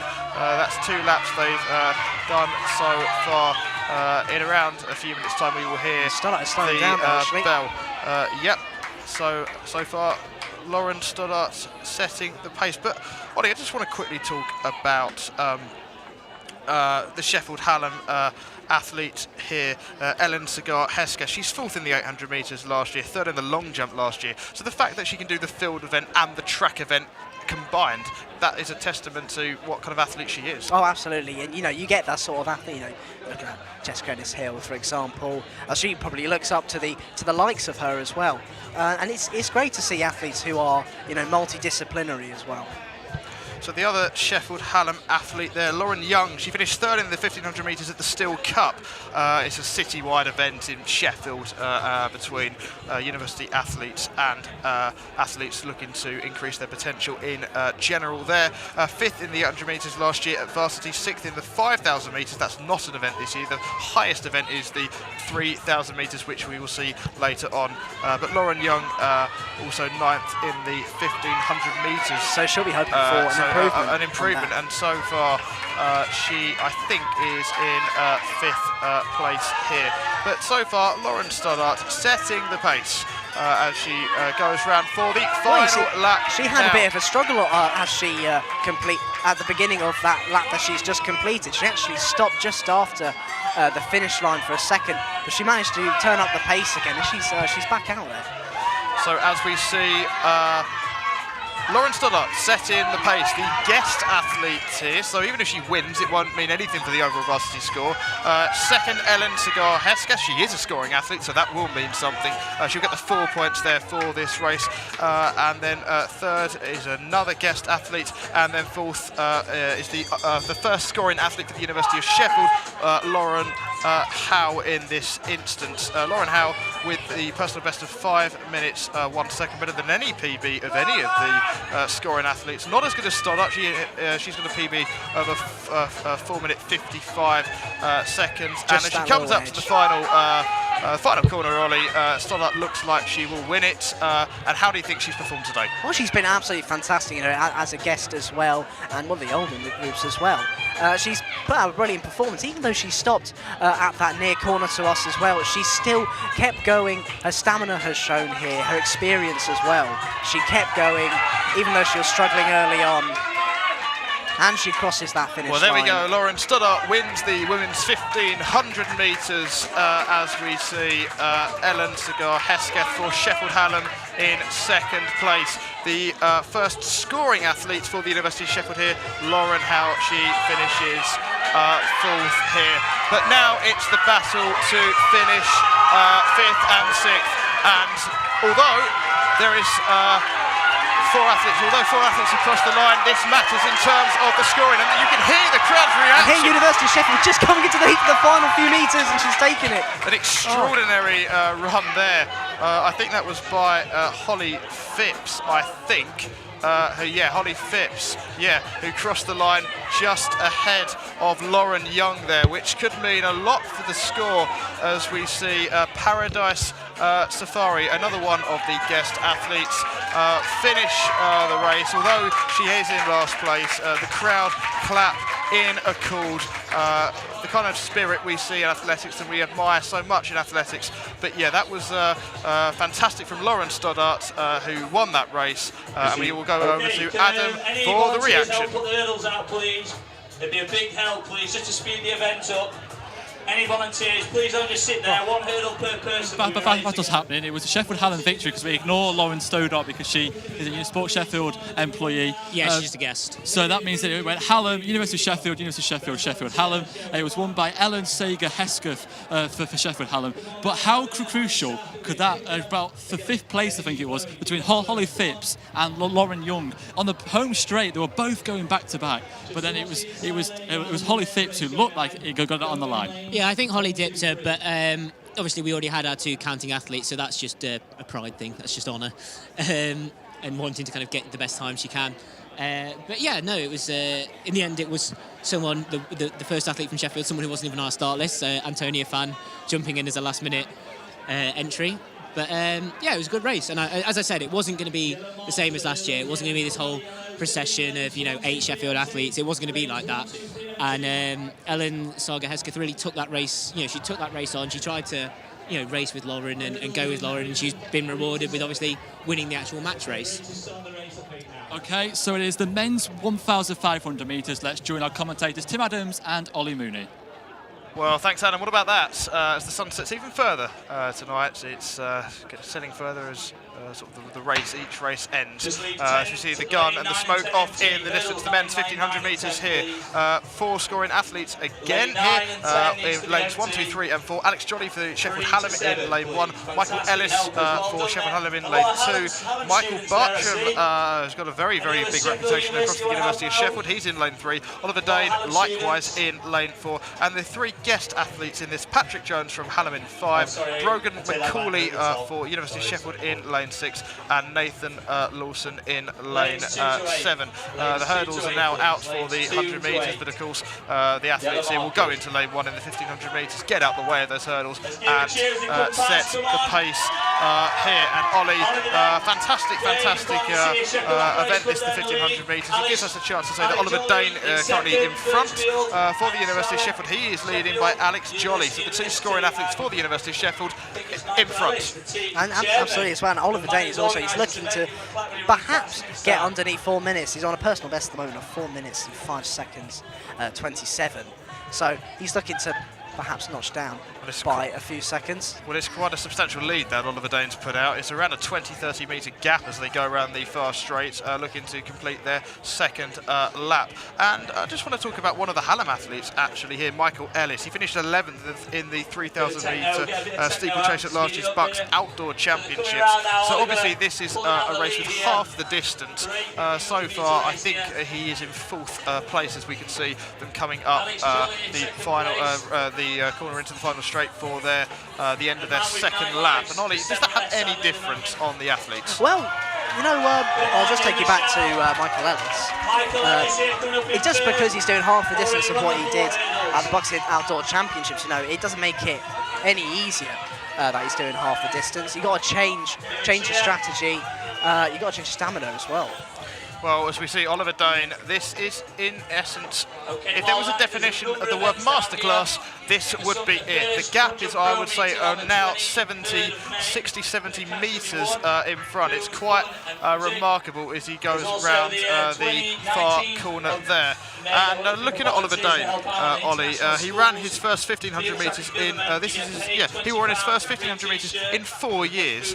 And yet this is a quite remarkable run here. I mean, you're looking at over 50 metres in distance now, but way more than that now. He's storming ahead. It's as if he does this all the time on a competitive basis. It's a fantastic performance from him so far. The question is, can he keep that distance up and finish this race off on a high? Well, Oliver Dane with a PB of 4 minutes and 5 seconds. He performed instrumentally at the recent Bucks Indoor National Championships, not just too far across here at the English Institute of Sport.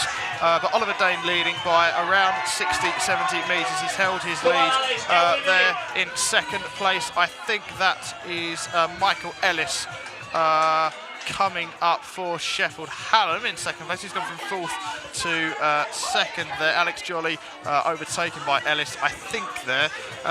So I just want to quickly talk about once about Oliver Dane more, Ollie, because this lead is quite remarkable. He is taking this race in his stride. He makes it look so easy, as you can see. He doesn't seem to be fazed by anything at all. Really steady stride he's got going here. I don't think he's pushing himself too hard at all. And you should be looking to finish this off. Well, in terms of the University of Sheffield, we saw Hallam in the women's 1,500 metres win the 4 points in terms of the scoring. Lauren Stoddart, obviously the guest athlete, she won it, but it doesn't count. This time, it does count. And what a run from Oliver Dane. Fantastic performance. One of the best performances I think we've seen this afternoon. We see there in second place, crossing the line there. I think that might have been Michael Ellis, possibly.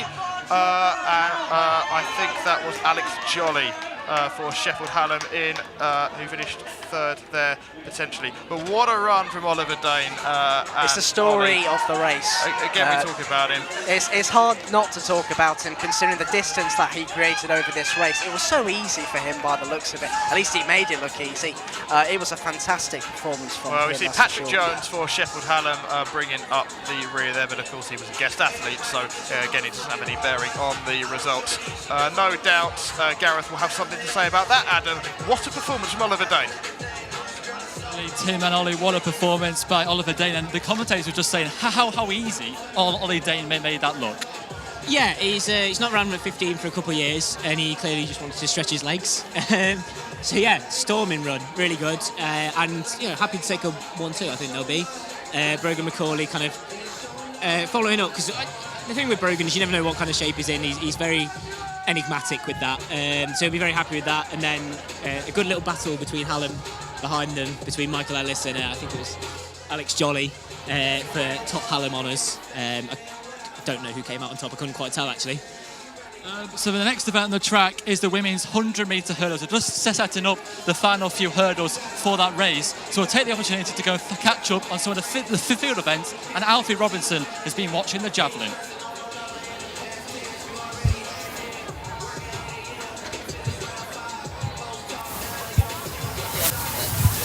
Thanks, Adam. Here in the centre of the field, we have the javelin event that's been under the way the past couple of moments.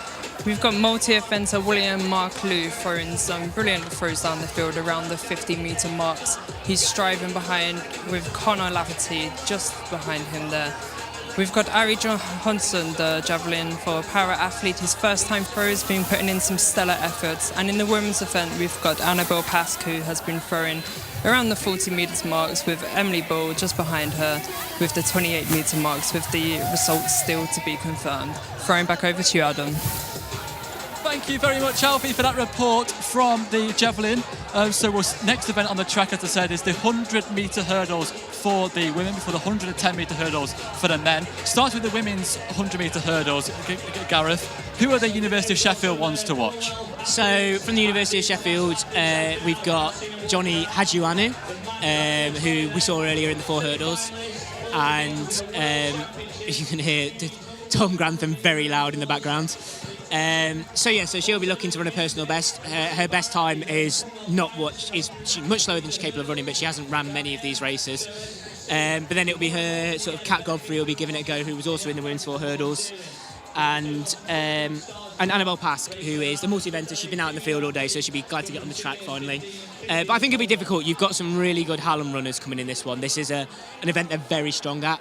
I don't think she's racing here today, but you've got Alicia Barrett, who has just come back from the Commonwealth Games, where she made the Commonwealth Games final.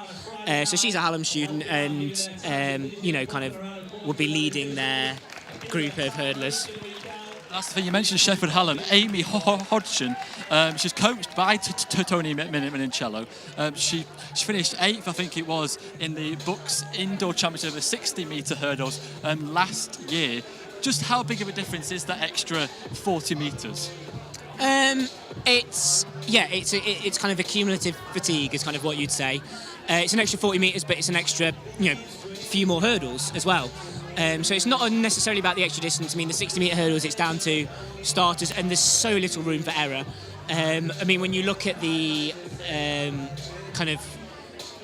the longer races, you can perhaps clip the odd one as long as your rhythm's okay, but in the short races there's no room for that. But it's one of those things where it translates very well to if you're quick at the 60 hurdles, you'll be quick at the 100 hurdles or 110s.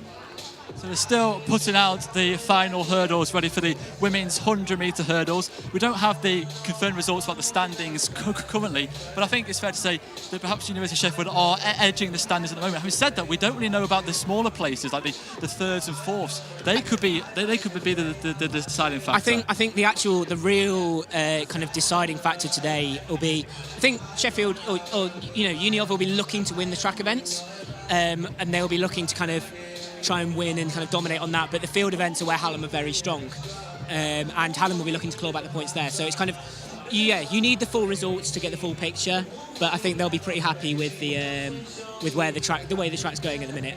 We won both points last year, which was the first time in a long time that we won the women's point. We're usually very strong on the men's side, but haven't necessarily won the women's point. So, yeah, they'll be looking for a repeat of that, and yeah, I wouldn't want to call it personally. That's the thing. It literally comes down to the last race of the day. I think that happened last year in the women's event. It literally came back down to that last relay to decide. While we've got a break in proceedings, I just want to mention the final event, which isn't for a point. It is the mixed 4x400 metre relay. It's the first time it's being run, and that should be a grand finale. So what should be a brilliant night of athletics. Yeah, I'm really excited for this. It's an idea kind of we came up with and took to Hallam. Yeah, so basically last January, there was this kind of new idea, because everyone's going, oh, well, we need to change athletics, we need to make it more exciting, and there was kind of nitro athletics out in Australia, which was Usain Bolt's brainchild. And one of the things that they did was a mixed gender 4x4. So they had a few different events, like an elimination mile and things like that. But I think the one that really a lot of people enjoyed, and there's a great photo of from one of the events where there's Theo Campbell, who ended up on Love Island, weird fact for you, and I've forgotten the Aussie runner, I think it's Morgan Mitchell, and they're kind of running alongside each other, and he's just smiling at her as he just goes past. And yeah, but it's nice. It's going to be interesting to see how the teams kind of organise themselves, or how they decide to what order they go in.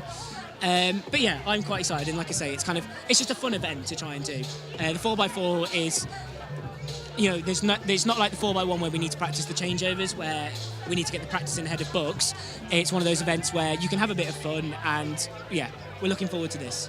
That's what you just mentioned there about the upcoming events. Both universities have got their eyes on books. So how does this the Varsity competition fit into that preparation for the Bucks Outdoor Championships in a few weeks? In the relays, it's really important, especially in the 100 4x1 relays.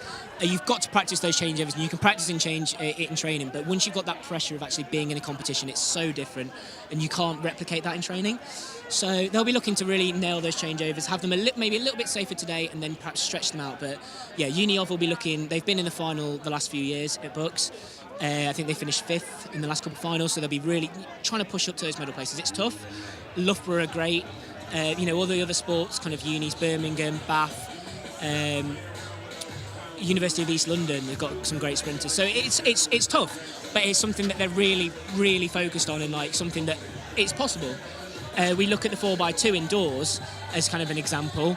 The women obviously took bronze, the men were in the final there. So yeah, I think the strength is there, the depth is there. It's just a case of really nailing it.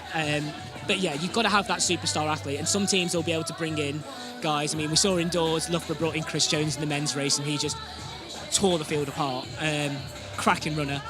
And Uni of, although we've got some great runners, I don't think we quite have that guy who's just on that level.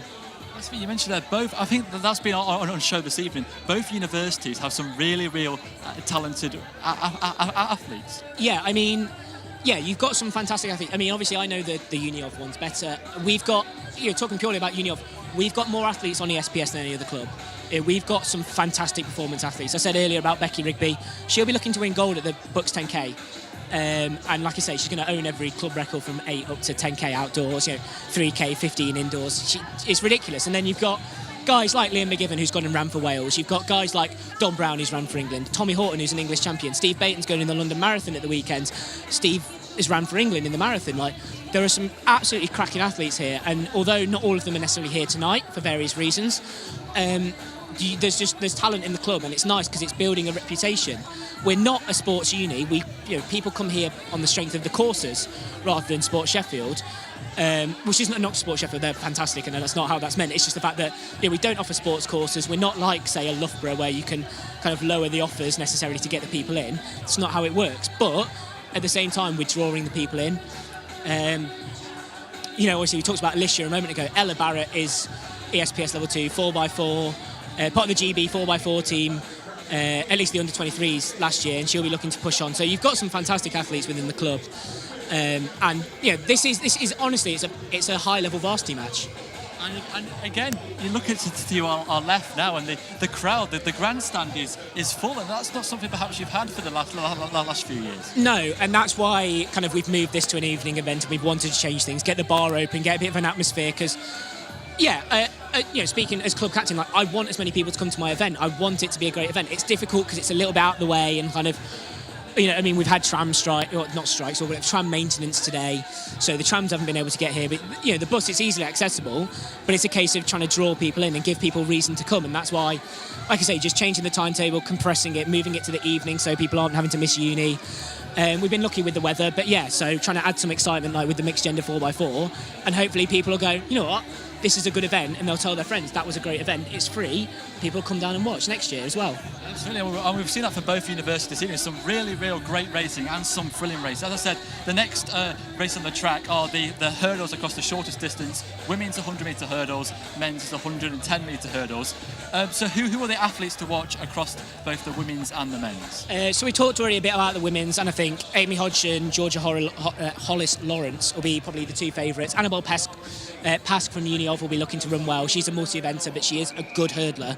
And in the men's race, you've got, I think it'll be between Curtis Mitchell and Theo Walkley-Barlett, both from Uni of. Curtis will be favourite, but if he makes any mistakes, Theo will be right there. Okay, so I think the athletes are ready at the blocks for the women's 100-metre hurdles. That's joined our commentators Tim Adams and Ollie Mooney. Well, thanks, Adam. Here we go. The women's 100-metre hurdles could be an absolute cracker. This we've got athletes from all over Sheffield, but the quality in this race could be unbelievable. Natalie Stainton for Sheffield Hallam in lane 2, Georgia Hollis Lawrence for Sheffield Hallam in lane 3, Amy Hodgson, she is of course coached by Jessica Ennis's former coach Tony Minincello, she's in lane 4, Annabelle Pask in lane 5 for the University of Sheffield, Joanna Hajiganu, who won the 400 metres women's hurdles earlier, she's in lane 6. Can she complete a memorable double? Here we go, and the two guest athletes in lane 7 and 8. It is quick. I think that is Annabelle Pask and Amy Hodgson there, as we see across the line. I think that was Amy Hodgson. Amy Hodgson, coached by Tony Minincello, with a very quick time. Yeah, Amy Hodgson wins that one. And Ollie, I don't say that was predictable for Amy Hodgson of Sheffield Hallam, but her stats say a lot about what kind of athlete she is. Well, coached by someone like Tony Minincello as well. She finished 8th in the 60-metre hurdles at this year's Bucks indoors as well. So it's quite a surprise actually that she managed to take that. She took her in a stride really, didn't she? I guess 60, 100 metres, not a lot of a difference really between the two. Well, yeah, obviously this is the 100 metres. There is a difference. However, she's done very well in this race, and she claimed it by several metres as well. A very good race for her indeed. So just to go quickly back down to Adam for the reaction to that race, Amy Hodgson, potentially unsurprisingly, wins it in her stride. Adam. Thank you very much, Tim and Ollie. As they said, the women's 100-metre hurdles 2018 Sheffield Varsity title goes to Amy Hodgson of Sheffield Hallam. And as we said, Gareth, she was the real one to watch in that race. Yeah, we said Hallam's female hurdlers would be probably too strong for the Uni of, and they were. We were right. They, clearly showing their talent. So yeah, you can't. Yeah, very clean races from everyone involved. To be honest, no hurdles knocked down. So I think everyone individually will be happy with their races. Obviously, Annabelle especially probably have wanted to be a bit closer, perhaps take second, but you can't complain, especially when you've got athletes of that quality. You can't. You can't complain of being beaten on the day. So we saw you earlier in the 400-metre hurdles. Do you have, supposedly the 100-metre and the 110-metre hurdles, the athletes will have a set pace, how many steps they do before each hurdle? Is that something that you do? And how would you count? You just count on your head, or is it it's a natural thing? Yeah, no. So it's a little bit different. So in the men's and women's races, in the sprint hurdles, they'll both go three strides in between. So they're hurdling on the same leg each time.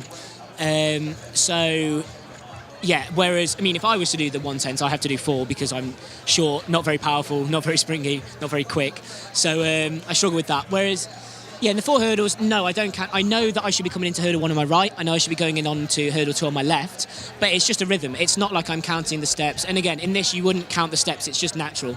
You just know it. But yeah, so there is a difference. As a 4 hurdler, you've got to be able to hurdle on both legs because you aren't, if you're hurdling on the one leg, you're going to get found out. Maybe you can go down the back straight all on your right leg, but then you get around to hurdle 6 or 7 and you've got to change down, and then suddenly rather than changing down 1, you're changing down 2, putting in an extra 2 strides in there, and that's just going to slow you right down. You know, you're not going to spot the hurdle, you're not going to take off at any great speed, and it's going to mess you up. So you've got to be able to do both, whereas the sprint hurdlers, they've got one leg and they are tight on it. You know, if you ask them to do the other leg, they'd have a complete panic.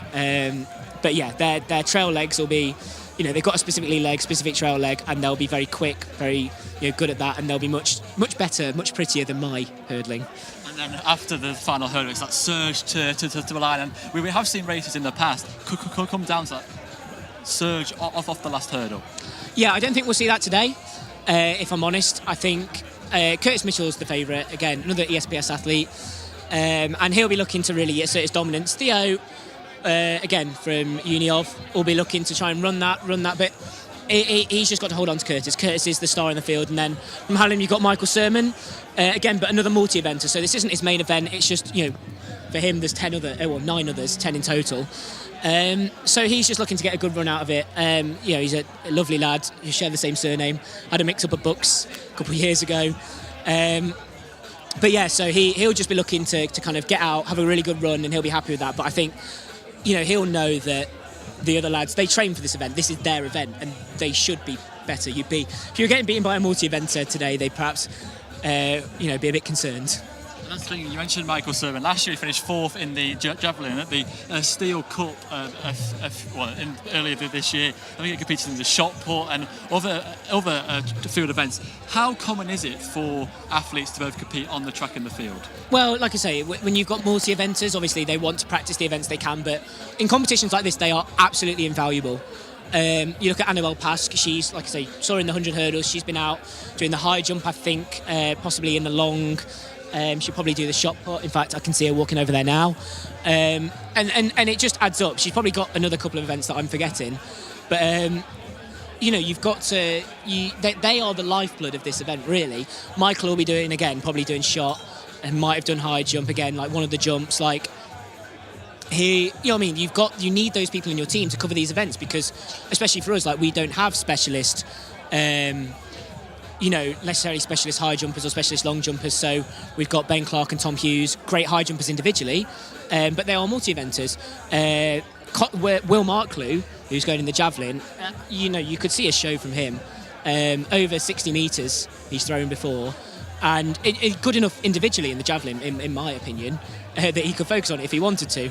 He's a big, strong lad. He likes doing multi-events, but he could easily turn around and go, do you know what, I'm going to become a thrower, and he'd excel. He really would. And then you've got people who aren't multi-eventers, though, who are jumping in to do many events, like Conor Laverty, who's the club record holder in the shot and discus, I think he's just off it in the discus, actually, to be honest, but I think his PB's better. But yeah, he was doing the triple jump earlier, and he'll possibly do the long jump and stuff like that, and it's just a case of people covering in to give points. In fact, I can see Ben Clark over at the high jump now, and like I say, you need people like that. Otherwise, this event, it becomes a bit of a farce, if I'm honest. In that you don't have the quality of the events that you need. Whereas in the high jump over there now, which I think's finished, you've got Ben and Tom who've both jumped 190 or 193 and 4. That's quality. That's what you want to see. That's the thing, because as we said earlier, every point counts in this competition. As I said, I think last year's women's event, the overall standings, I think it came down to 5 points, which could be the difference of just putting an athlete in a competition and not. Well, exactly, and that's the thing. You've got to fill out the event. You've got to pick out the points. If you're only fielding one athlete, you're missing out on at least 1 point, if not possibly more. So that's the thing. I mean, you look at... So Heather Carson's a track and field captain for this year for Uniov, and she's only running... She's a 400-metre specialist. She runs 400 metres. She's very good at it. She'll be looking to be close to the Bucks final outdoors, and she's only doing the 4x4. She's just throwing her body on the line and just doing all the field events, because that's how we pick up points, and she knows she needs to, and it's a fantastic example to set. It's really selfless, but you need that, and she knows that if we want to repeat winning both the men's and women's points, then she's going to have to do that. Just looking down to the far end of the home straight to see if some of the athletes are just getting their warm-up outfits off, ready for so hopefully in a couple of minutes' time. In terms of what's still to come, we've got about just under an hour and a half left of competition. What are the events to look out for?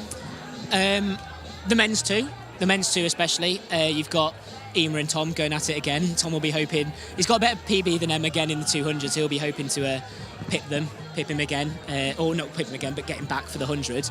I think the 3K will be interesting. I think the women's 3K especially, Becky Rigby looking to run that club record, but then you've got Ellen and Juliet Downs, the two sisters, will both be hoping to, kind of run off of that and try and run some really good times. They'll be looking to run PBs. They're in great shape. So I think that's, and then obviously the relays will be a highlight, obviously. In the field, it'll be interesting to see, to watch the discus, I think, because we've got guest hammer throwers. So Hallam requested that we have, let their hammer throwers come and compete because it makes them feel part of the team. And obviously we said yes, that's no problem. So it'd be nice for, I think, people to watch hammer for the first time. My brother's a hammer thrower, and it's a good event to watch. It's very technical, and the kind of balance and poise you've got to do. It's not just a pure brute force event that I think some people think it is. So, it might be quite interesting for some of the crowd to see that who perhaps haven't seen that before because it's not been at Varsity before. Just looking over, I think we are a few moments away from the men's 110 metre hurdle, so let's hand over to our commentators, Tim Adams and Ollie Mooney. Well, thanks, Adam. Short in numbers, maybe, not potentially in quality. Only 3 athletes here. Michael Sermon from Sheffield Hallam in lane 4, Curtis Mitchell from the University of Sheffield in lane 5, and Theo Walkley-Barlett from the University of Sheffield in lane 6. The music stopped. The crowd, no doubt, will about to be full silent on this one.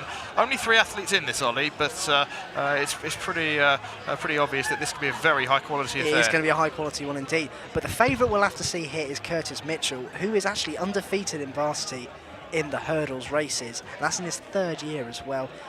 Personal best there of 15.43. Which is only 300ths of a tenth quicker than it was last year, as we see the athletes about to start here now.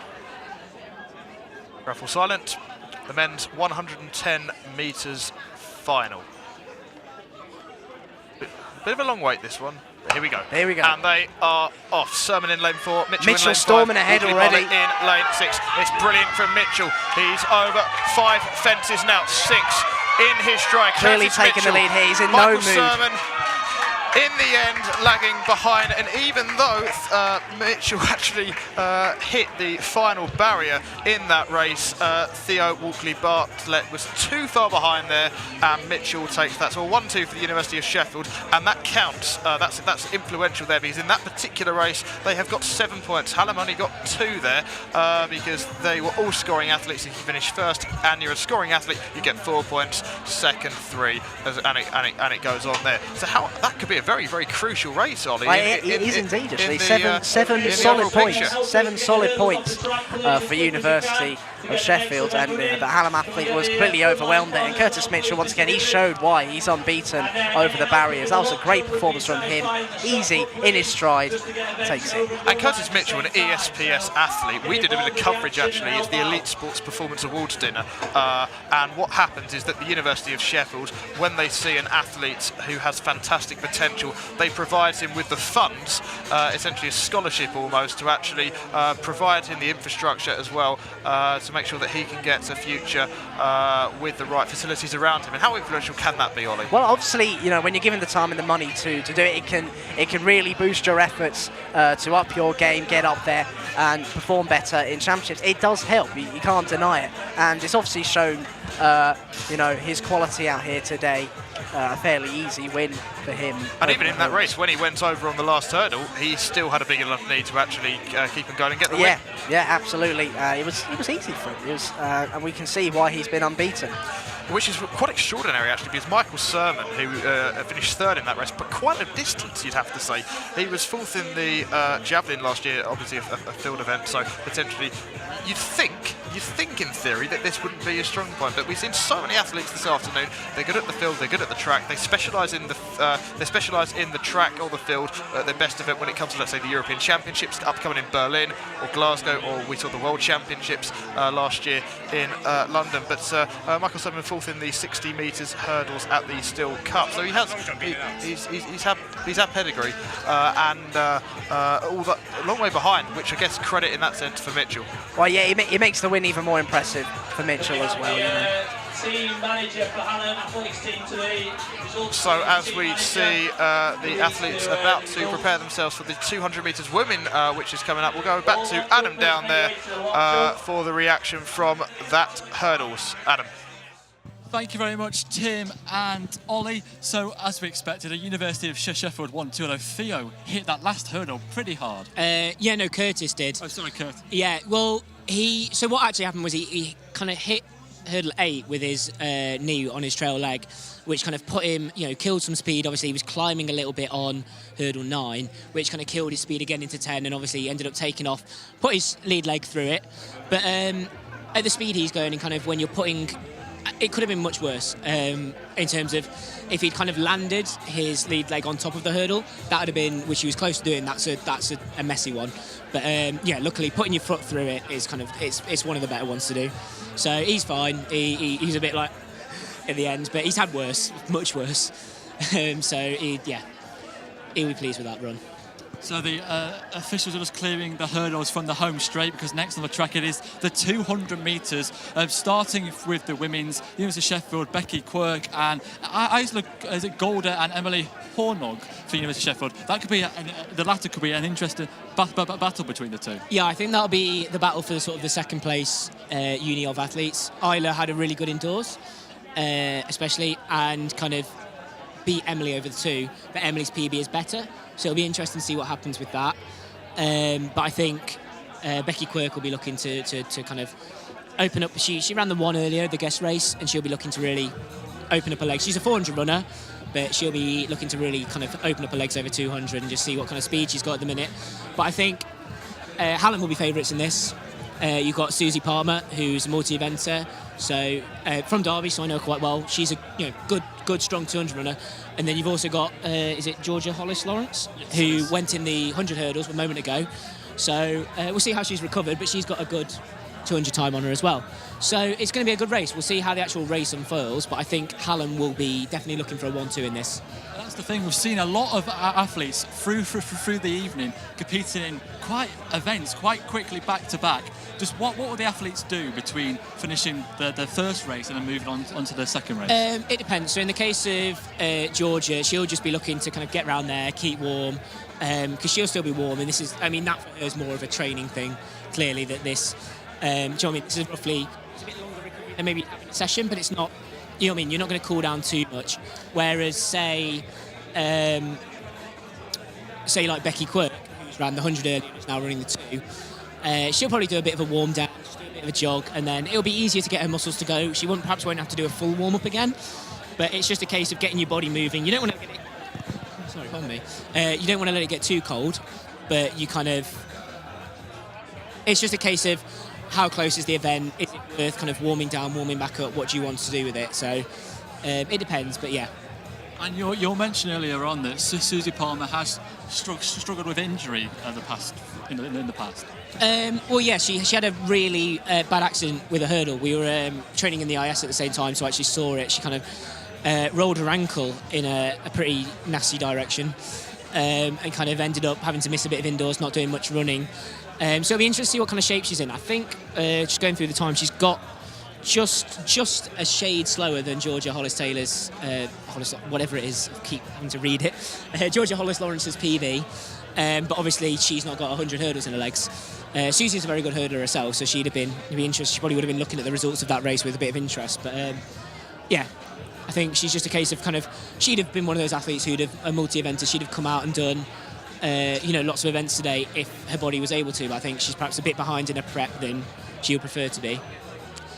And then just waiting for the women just to set their markers ready for the start of the women's 200 metres. In terms of the men's 200 metres, Emma Mead and Tom Metcalf will renew their rivalry once again. Yeah, I think Tom will be looking to, because Tom ran quicker over 2 indoors. Tom had a fantastic 200 indoors, I think a 22.22. His best is 22.19, and it's harder, it's much harder indoors, the bends are tighter, so it'll be interesting. The temperature's just dropping off now, so they're going to have to make sure they keep warm. But yeah, Tom will be looking to come back at M. M ran, we knew Emma had arrived 2 years ago here, he turned up and took a second off his PB. He ran 22.47. And around this time last year at a Loughborough meet, he ran 22.47. So Eamon Mead will probably run 22.47. It's just a case of what Tom Metcalf runs. So yeah, I think those two will definitely be. They'll be the favourites again in the two. And it's just, it's a friendly rival with them. They're two training partners. They work together, not against each other. But they'll definitely wanting to lay markers down, especially going into the season. I suppose that's the thing as well, because some of the University of Sheffield athletes and also the Sheffield Hallam athletes will actually be training partners with their club. Well, yeah, exactly. So you've got, this is the thing is most of the guys, although they're racing against each other, especially, within their university teams, they will train together. So I think they've just announced that. Yeah, we'll try and get confirmation on the results, but they are doing the overall standings. We'll just wait and see. So University of Sheffield on 40 points in the women's event and Sheffield Hallam on 30 points. University of Sheffield have a 10-point advantage in the women's. We'll try and get the men's event confirmed to you as soon as we get it. So I don't think we're that far away now from the start of the women's 200 metres. So let's join our commentators, Tim Adams and Ollie Mooney. Await this 200 metres women's tie. We just had the announcer there. Of course, the men's score at the minute, University of Sheffield lead by 39 points to 20, we think, and in the women's it's 40 to 30. So the overall varsity score as we came into tonight, as it stands, was 16-12. As it stands, of course, we've got the hockey and the lacrosse as well at Goodwin tonight. That will change the score, of course, but just on this particular event, it will be 18-12 as it stands. The 200 metres women here, I like 4 guest runners, 4 scorers. Emily Hornung for the University of Sheffield in lane 1, she's a guest runner. Lizzie Butler-Clark in lane 2 for Sheffield Hallam, she's a guest runner. Susie Palmer for Sheffield Hallam, no doubt, as Gareth said down there, the favourites for this in lane 3. Georgia Hollis-Lawrence, her personal best is 2,000ths of a second quicker than that of Palmer. She's in lane 4 for Hallam as well. Becky Quirk for University of Sheffield, she is probably the most likely threat to Palmer and Hollis-Lawrence in lane 5. Isla Golder for the University of Sheffield in lane 6. Beth Taylor, who trains at Rotherham, a guest athlete, in lane 7. And Cara Brown in lane 8 for Hallam. She's also a guest athlete. Ollie, we're talking about the threat. Becky Quirk, how has she done recently? Oh, well, she obliterated her 200 metres personal best indoors as well with a cracking 26 seconds and 65. She is looking like a potential threat in this race. She'll be looking to potentially snatch that first position. How big a threat do you think she could be to Susie Palmer? Because Susie Palmer is an athlete of fantastic credit. She reached the semi-finals of the 60 metres at this year's Bucks Indoor Championships. So that sprinting ability is there. Although 60-200, it's a difference. It's not that much of a difference, is it? Becky's got her sprinting ability as well. She's a bronze medalist in the Bucks Indoors with the 4x200 relay. She's got the ability, and as we've seen with her personal best, which she broke indoors recently, she is a threat. Well, as we see on the far side here at the athletics track here in Sheffield, the University of Sheffield overall in the men's and the women's lead Sheffield Hallam. And one athlete, as the athlete's just about ready, nearly, Georgia Hollis-Lawrence. She finished 7th in the 60-metre hurdles at this year's Bucks Indoors, but 5th at the English National Indoor Championships this year. So when the quality goes up, she does improve. When the pressure's on, she could perform. And she has just competed as well. How much of that in the 100-metre hurdles, how much of that could have an impact? Performing under pressure is a really important attribute of a successful athlete. So she's able to do that, then she'll be able to work under pressure here as well. But I guess the con of just having performed as well in the 100-metre hurdles is that potentially the body could react in a way that she would think mentally, maybe not that she'd have expected, but because of that pressure, competing in the 100-metre hurdles and then in the 200 metres as the athletes prepare for their marks could prove influential negatively. Well, yeah, perhaps, but we've seen many shocks so far this evening, so who knows who's going to come out on this one. Well, Hallam need to respond on the overall score. They need to get back at uni for the 200 metres women's. Just pulling the women up there. Not a full start, but just not ready on the blocks. And that can happen in certain races. But we see, I think the shot put's going on now. Yes, it is the shot put's going on now. We've had the high jump. So that's the field event, and Alfie Robinson will have updates throughout the night on that. But this is the 200 metres women's event here. Here we go. Crowd falls silent, the music goes off, the gun starts, And we're off. And we are off here. Just 200 metres of the track, and by the time the athletes go round the bend, the final bend here on the track, you will hear the screams, and now you start to hear the crowd, and now the music in the plays. lead. University of Sheffield with a 1-2 at the minute. Very tight the finish as question well. is, who is going to win? And I think that was a guess. No, a lie. Isla Golda, who unbelievably, out of all the athletes who were scoring, has the worst PB, and yet when it came to the race, Isla Golda takes the 4 points in that. What did I say earlier? You know, we can't predict what's happened. Considering what's happened so far this evening, it's happened again. Well, Isla Golda there, a stunning run, and you have to say that is quite an upset. Susie Well, it was only in the final 50 metres you were looking at that as well. She was looking at a second place finish, but she just managed to edge in front in those final few metres. Well, Gareth was talking about down there of how strong Helen may be in that, and then Isla Golda completely upsets everything. Well, yeah, she's done it again. So, you know, you're talking about PBs as well. You wouldn't have expected her to clinch that first It's today. just quite good to see the athletes down there chatting with each other. The two Hallam athletes looked absolutely stunned, shell-shocked. They cannot believe it. And the 5 University of Sheffield athletes, both the scoring ones and the guests, chatting with each other. Team effort, Ollie, really, in that. It really was. And, you know, we were even looking at two of them competing against each other, forgetting about the Hallam athletes. It was about those two at the front. Yeah, Hallam looked shocked. They really do. Susie Palmer, Georgia Hollis Lawrence, Becky Quirk, we all thought could potentially win that race. In the end, it was none of them. Isla Golda takes the 4 points there. Adam with the reaction down on the track. Thank you very much, Tim and Ollie. So that was the women's 200 metres, which Isla Golda took the victory ahead of University of Sheffield's Becky Quirk. And in terms of the overall standings, how it currently stands at the athletics, in the men's event, it is the University of Sheffield who lead by 19 points. It's University of Sheffield 39, Hallam 20. That's the men's event. In the women's event, it is University of Sheffield with 40 points and Hallam 30 points. But we've still got some field events, we've still got some track events, and that could all change. Yeah, and I think that's before, say, the hurdles in the women's event. So I think the women's is going to be much tighter. I think the men's, Uniov will be pretty confident. I mean, it's not sewn up yet, but I think that's it's a difficult lead to break.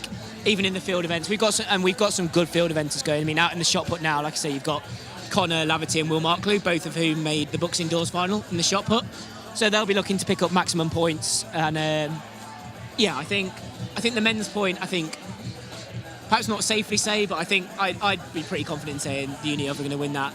The women's one, especially with field events to go, and I'm not sure how many, what events that actually includes. I think it might end up being tighter. It'll be close.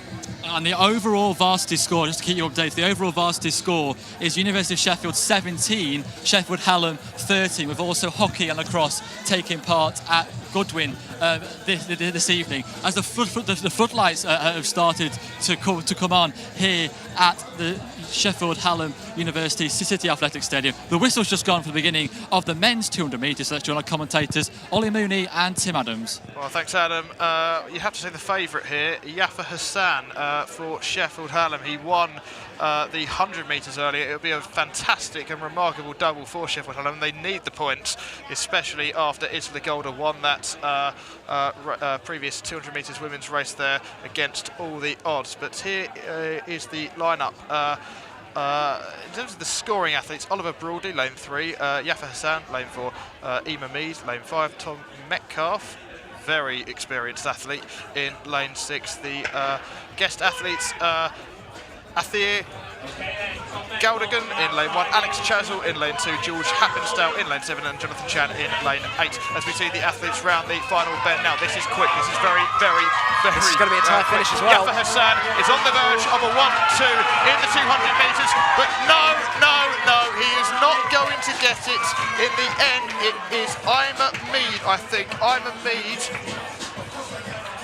I'll double check that. It was either Ima Mead or Tom Metcalf. And I'm looking down there, and I think that was Tom Metcalf. Yeah, Tom Metcalf in the end got that, I think.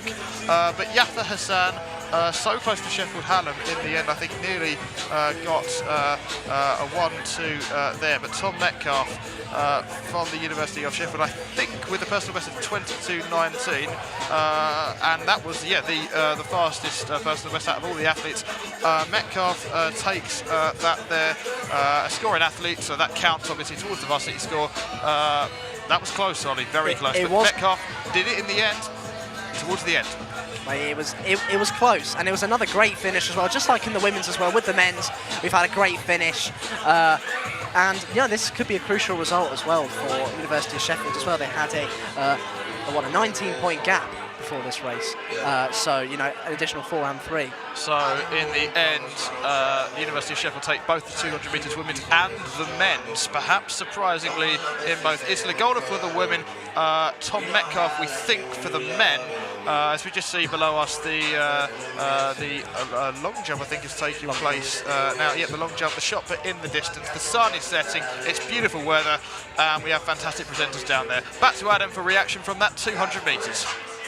Thank you very much, Tim and Ollie, for the men's 200 metres. And again, it was a 1-2 for the University of Sheffield, but it was roll reversals for the 100 metres. Yeah, Tom's got a slightly better 200 PB, and showed a bit of strength there, as we just hear the clapping for Heather Carson in the long jump. So they'll be happy with that to take one each. It's all about the times for them at this point. But yeah, Tom looked very strong, very strong. I mean, he's a big, strong runner. He's a big boy, carrying a lot of muscle on him. So he's carried that well. He's carried that through to the end. And because M got a better start from the bend, and I thought M was going to come out into the lead. But Tom kind of reacted to that, came through, and was very strong. And I think, unfortunately, we've had an injury to one of the Hallam athletes in that race by the looks of it, which was a shame. I can't quite tell who's down from here. I think it might have been Oliver Broadley, who kind of pulled up or started to struggle towards the end. So let's go back to our commentators. To Ollie Mooney for the guest race in the men's 200 metres. Thanks, Adam. Here we go. The 200 metres guest race, of course, again, it doesn't count towards the varsity score, but this can be an indication of which university has the better infrastructure and facilities in producing the actual athletes themselves. And just to give you a lineup of this, it's University of Sheffield based. This will be seen for these athletes as essentially a training session again towards the future European Championships in Berlin and Glasgow coming up. Mixed race this. Catherine Neo for the University of Sheffield in lane 1. Mariala de Goer for University of Sheffield in lane 3. Ben Clark for Uni in lane 4. Don Brown, who we've seen earlier already. He was a scoring athlete, I think, in one of the races earlier. Not now. He will see this again as a template to improve further performances. Tom Ramsey, I think we saw earlier as well, for University of Sheffield. And the only person not from the Uni in this, Tom Grantham. He is from the Sheffield and Durn Athletics Club here. But Ollie, it's always nice in a Uni city like this where see the athletes just off the gun there. But it's always nice to get the idea always for the city, across the city, these athletes. Oh yeah, it is a great way to get everyone together, and see the talent that we've got on display here in the local area, just as we're seeing them enter the final 100 metres. Well, it's an astonishing run this. As we see, I think that across the line there is, I would double check that, Don Brown, lane 5, I think that might have been Ben Clark possibly, who potentially may have got that in lane 4, but it was between Clark and Brown. It was close towards the end, but again, Ollie, University of Sheffield, just generally, 6 out of 7 athletes in that race, a guest race, very quick. very, very quick, but it does show a lot about the uni's athletics ability. Yeah, it's definitely a good way to boast the infrastructure of the athletics club here, and but yeah, it was a domination of uni on. Well, as we see there, Yafa Hassan, who was in the earlier race for Hallam, just going through the area now with an ice pack on his left hamstring. Looks in absolute agony, and is being helped off, and I think we all here at Forge wish him very well on that. He's limping down there. But we got coming up in a minute the first of the 3,000 metre races, the 3,000 metres men's race. 15 athletes in this. Actually, I like 14 athletes. Jordan Bell from Black Hill Bounders Athletics Club will not take part in this, but coincidentally, the only scorers in this, George Cook, Patrick Jones, Brogan McCauley and Nathan Lawson in the 3,000 metres. So we've got 10 athletes in this who are guests. Does that give an indication of how crucial this could be for the overall score then? Well, I think so. I think so. This is a big race as we're heading towards the rear end of the evening. And, you know, Hallam have got to find some way back into this because they are trailing by quite some margin now. Just before the 3,000 metres, I see Don Brown down there having a chat with Adam, but we will go back to Adam just before the 3,000 metres. Adam. Thanks, Tim and Ollie. Yes, the final individual event on the track is the 3,000 metres, but before we show you that, let's just go to Alfie Robinson, who's at the shot put. Thanks, Adam. I'm still down here on the shield where the shot put has just about finished up here. Connor Lafferty, the club record holder for uni, off through an impressive 11.83, with his partner Will Marklood in with 11.93 taking the lead. In the women's event, we had Emily Ball throwing an impressive 11.79, with Animal Pask just close behind her with an 11.43. Back to you, Adam. Thank you very much, Alfie. So the first race, it is the women's 3,000 metres, and they're just about to get underway. It's Becky Rigby of the University of Sheffield, started the favourite. She'll be aiming for her second club record of the day. Here is the 3,000 metres with Tim and Ollie. They are the four scoring athletes in this. Juliet Downs in lane 5 and Georgie Offer in lane 6. Hallam in 1, Hallam in 2, Uni in 3, Uni in 4, Uni in 5 and Hallam in 6. The best personal record here is that of Becky Rigby, a 9:34.94. It's quite a considerable way ahead of Ellen Downs, who has the second best PB of 9:59. They're the only two athletes in this race who actually have a PB below 10 seconds. The worst PB is Emma Evans of Hallam with an 11:56. So the two University of Sheffield athletes, in terms of the PBs, Ollie, way ahead of their Hallam counterparts in this. They are indeed, but you know, as I've repeated this so many times now, but we've seen results which we didn't really anticipate beforehand, so perhaps we shouldn't be taking PBs into account so much, especially in a race as long as this as well. So winning the 3,000 metres, we see here such a long race as the floodlights are now on, and you could literally imagine yourself in somewhere like the Nevada desert at this point in time, apart from the greenery part of things, but with the sun set in the background, a fantastic atmosphere. The music playing alongside us as we see the high jump in front of us, around 50 metres in front of where we are, actually on the balcony. And just to give you an indication of where we are in Sheffield, quite near Sheffield Arena actually, where we have the EIS Day on Monday. That will be live on Forge Sports, Forge TV and Forge Radio. Will be a fantastic day. The basketball last year, the men's ended 73-71. So in terms of a varsity event, there is no doubt whatsoever of how one, influential that can be, and two, how dramatic that can be. But we see there Becky Rigby leading the way quite early, around a 50-metre gap there. She has on her fellow counterpart. I think she's certainly after that double, that's for sure, and she's miles ahead at the moment. Can she keep up though? It's a 3,000-metre race. You've got a long way to go, and it's about your stamina. How can you keep this up? And you've got the pressure of those behind you as well, looking over your shoulder. So around 7.5 laps of the 3,000 metres, just on the third lap here as Becky Rigby goes around the second to last corner. Ollie, and Becky Rigby, a very, very established athlete in this. We talked about that she will be going for a second club record of the day. She's got the first one already, which in testament to who she is. But how likely do you think she'll get this one? Is it the 3,000 3,000 metre one, it's tough. You don't see many long distance records beaten. It is a tough race. However, you know, you adjust to the type of the race that is. I wouldn't put it beyond her at all to achieve another club record here, especially how she performed earlier on in the day as well. Well, Emma Evans will be the athlete, if there is one from Hallam, to mount a challenge. And Becky Rigby already has a 70-80 metre gap, and you suspect by the end of the race she could be up by the late runners in this. Becky Rigby into a fifth lap I lie now. A 70-metre lead, and I think that is Ellen Downs in second for the University of Sheffield, so 1-2 for Uni in this. And Ellen and Juliet Downs are actually sisters, apparently, I think, and surely, Ollie, that will be some sort of motivation for them. It will, you know, it's always great to have a member of family in the sport as well. We've seen that in other sports as well. You know, I might mention... The Brownlee brothers, without a doubt. Absolutely, or you know, the Haslam brothers, local brothers in the area as well, two divers who've been to the Commonwealth Games. It's good to have someone that close to you alongside you, so yes, of course, it's going to be a big motivation. So Becky Rigby into her fifth lap now, but we're just going to go back to the Downs because their former cross-country captain Ellen Downs will try and get under sort of the 10-second barrier for the second time and hopefully threaten her personal best in that sense. So how do you reckon she will get on in that? Well, you know, it's a great motivation when you've got that to be.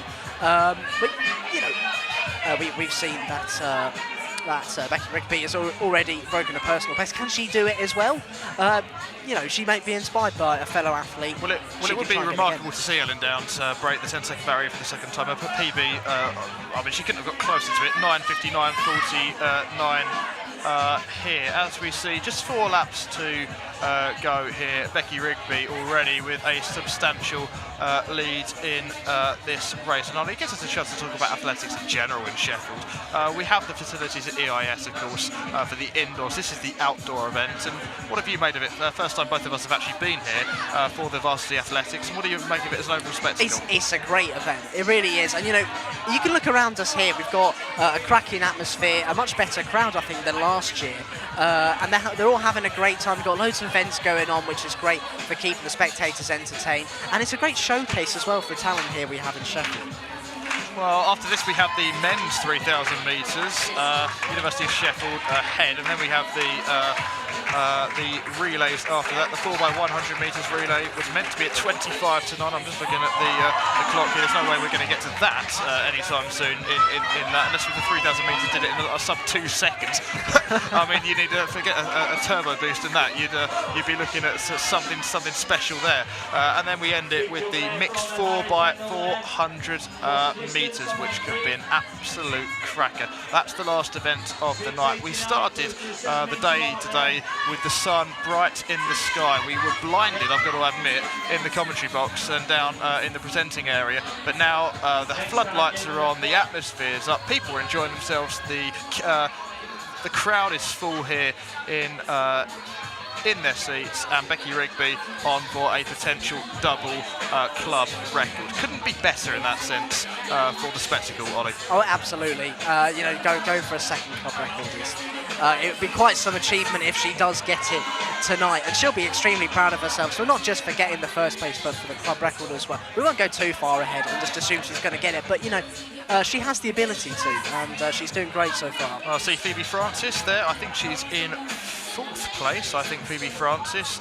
She crosses the line with 3 laps to go for Sheffield Hallam. The Sheffield Hallam athlete leading the way at the minute, I think, is Emma Evans in terms of the scoring athlete, but Becky Rigby a class above the rest, and she is actually now gaining on the last athlete there, which I think is Georgie Offer, one of the guest athletes from Sheffield Hallam. But Becky Rigby with 2 laps to go now.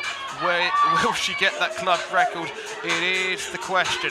I think in second place there we have looking across, I think Ellen Downs is doing particularly well. I think she is in second place at the minute. University of Sheffield are 1-2, I think, in this, but Becky Rigby leads the way.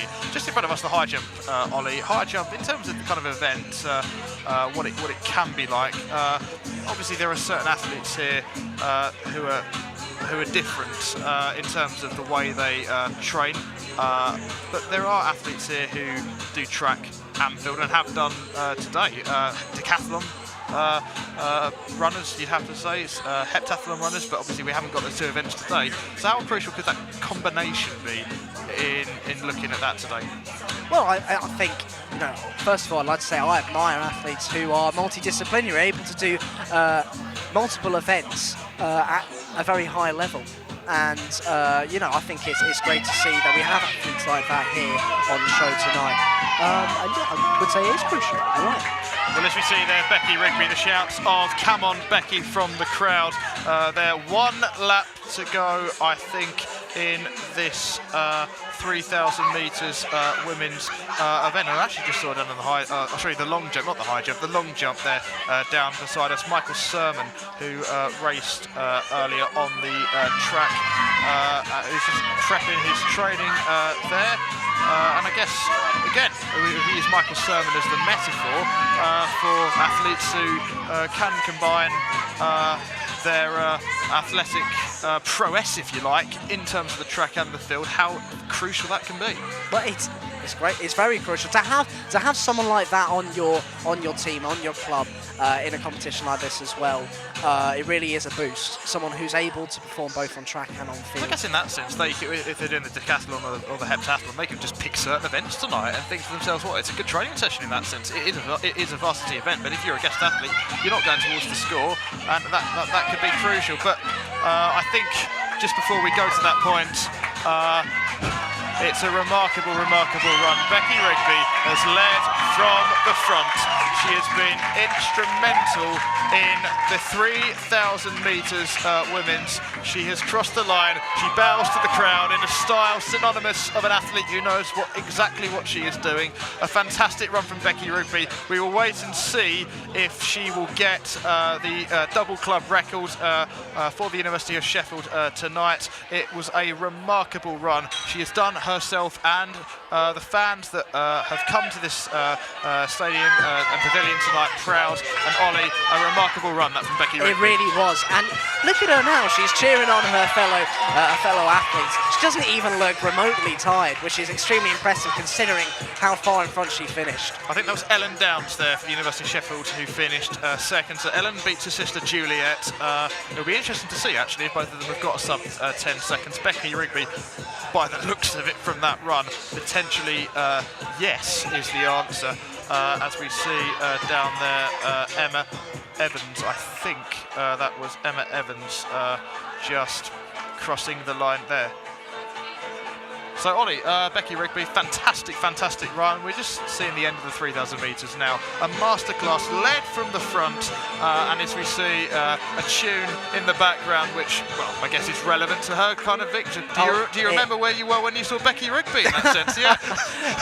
It really was a fantastic performance from Becky. Like I said, as soon as she finished, a couple of bows like a pro, and she's just going straight away to cheer on her fellow athletes. Not even time for a huff and a puff after that performance. Well, Becky Rigby, Ellen Downs, Juliet Downs have all crossed the line. Now I think it's a 1-2-3 for the University of Sheffield. And look at that, Becky Rigby clapping across, looking down there. I think that's Phoebe Francis from Hallam.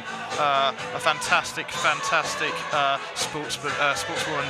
Becky is there. Francis, the highest scoring athlete for Hallam there, I think, who finished fourth in that. She shakes the hands down there of Ellen Downs there. And as we see, just the final few runners coming across the line in this 3,000 metres, but it's quite a substantial lead now for the University of Sheffield. Hallam have got it all to do in the relays and the 3,000 metres men's. They have to step up now. That really is the thing for Hallam. They need to step up now, otherwise, chances of getting any points from today's athletics is minimal. Well, look at this. This is quite remarkable, actually, because we see the two Hallam athletes finishing in the last two places, but egging each other along. And look at that. They hug each other, exhausted, but exhilarating, you'd have to say, from that point. And that is what Varsity is about. It's what sport's all about. It's what sports is about. And it's great. Look at that. A team hug as well. Not getting down about it, encouraging each other to get to that finish line. That's what sport's all about. That's what teamwork's all about. So obviously commiserations to them, but it's great to see the encouragement there. Well, there we go. Becky Rigby, masterclass personified in that 3,000 metres. Back to Adam down on the track. Thank you very much, Tim and Ollie. It certainly was a masterclass by Becky Rigby, but we can tell you she was just 1 second off breaking the record. So Penny Thackeray's 3,000 metre record was 9 minutes 44, set in 1994. Becky Rigby's just stopped the clock in 9:45.06. So she just missed it by a fraction, but what a performance nonetheless. Yeah, she's running that solo. If she was in the men's race, if it was a combined race, she'd have broken it. It's as simple as that. She's just got no one to work with, and it's not easy. It's not easy, and she's a ridiculously talented athlete, and she's got that mindset that she can go out, but I'm sure she would admit that she would have done that. And she'll be disappointed, but it's a cracking time, and she'll be full of confidence going into books next week for the 10K. And because she finished about a minute before the last athlete, but credit to her, what a great athlete she is, but also a great sport as well, because she stayed and congratulated every single person that crossed that line. Oh yeah, she's a classy person. And that's the thing. That's what you do in athletics. That's what you is expected of you. And she's a prime example. She's a fantastic example of how you should conduct yourself, both on and off the track. And we saw Becky Rigby there lead from the front, from the very start to the end, just narrowly missing out on that record. But this one is tough. The men's race is tough to call, isn't it? Yeah, it'll be interesting. I think Sam Somerville will probably go in as favourite. They're just setting off now. He's the only athlete in the field to run sub-9, and he is better than that. But I think it'll be a close race, and I don't think they're going to run close to that pace. I think they'll probably, we'll see. They might run about as close as Becky. But yeah, they'll just go out there, and some of the lads at the end will try and pick up the pace in the last K. So as Gareth said, we're just underway. They're just coming through the 200-metre mark now. So let's join our commentators, Ollie Mooney and Tim Adams. Right, thank you, Adam. And we are now on the 3,000 metres for the men. And the pack are fairly close together as we begin, as expected. We've got a long way to go. 7 laps to go in total. And, let's have a little talk about the lineup, shall we? What have we got? So we got George Cook. This is the lanes. They're not in the lanes anymore, of course. But George Cook for Sheffield Hallam, Patrick Jones for Hallam, Brogan McCauley for University of Sheffield, Nathan Lawson for Uni, Joshua Taylor-Brown for Hallam, Andrew Wood for Hallam, Norris Fung for Hallam, Vivek Kamark, a great name that, for Hallam, Ben Standage for University of Sheffield, Daniel Morrison for Uni, Ewan Wilson for Uni, Joe Woodley for Uni, Joel Paisley for Uni, and Sam Somerville for Uni. The best PB on here, looking at it, is one from one of the guest athletes, actually. It's Sam Somerville, an 8:58.63, which is obviously faster than the women's club record, which Becky Rigby just missed out on by 1 second. That was unbelievable. We really feel for Becky there. Unlucky to her, but it was a great performance from her, wasn't it?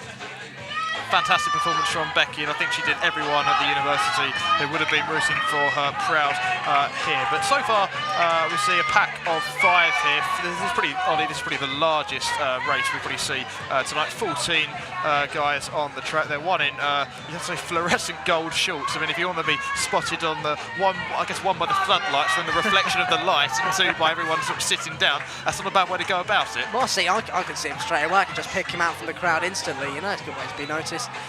Let's talk about a few of the athletes here. Sam Somerville, who's a guest, his personal best 8:58.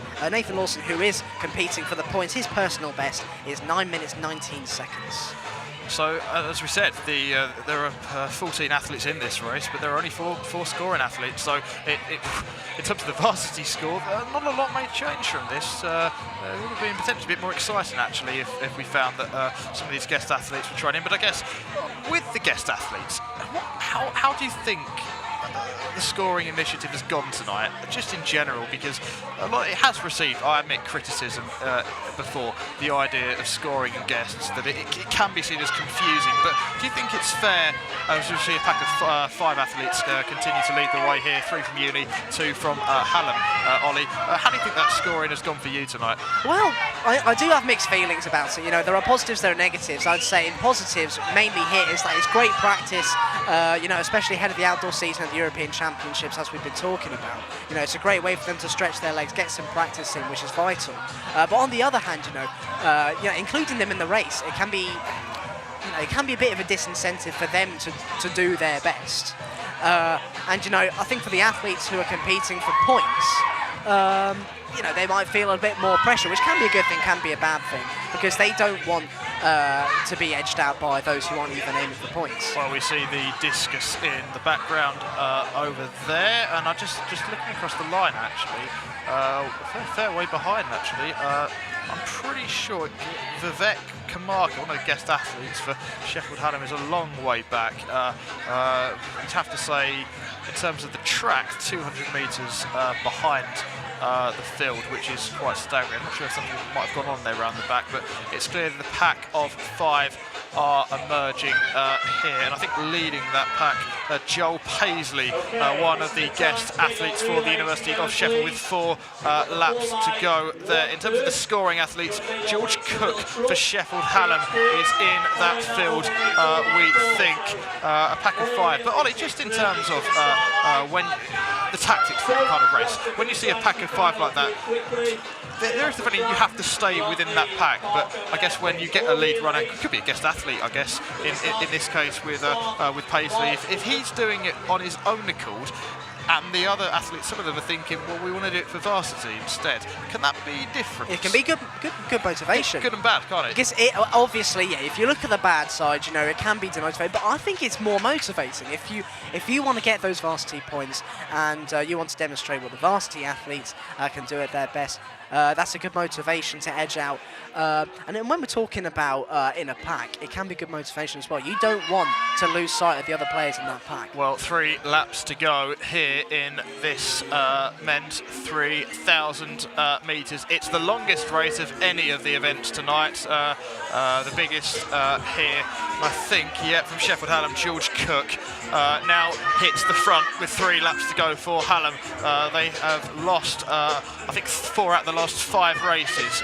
Becky Rugby, outstanding for the University of Sheffield in the previous race. We've talked a lot about her, but George Cook doing it proud for Hallam so far. Well, he is, and he's the only of Hallam scoring athlete as well, that, so influential in that sense. He's the only of Hallam in that front pack as well. He's got a lot of pressure riding on his shoulders, hasn't he?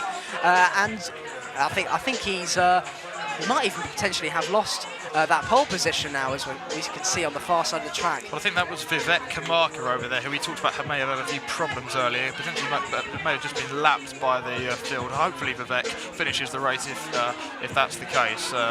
We wish him all the best from here at Forge. But that pack of 5 has now become 4.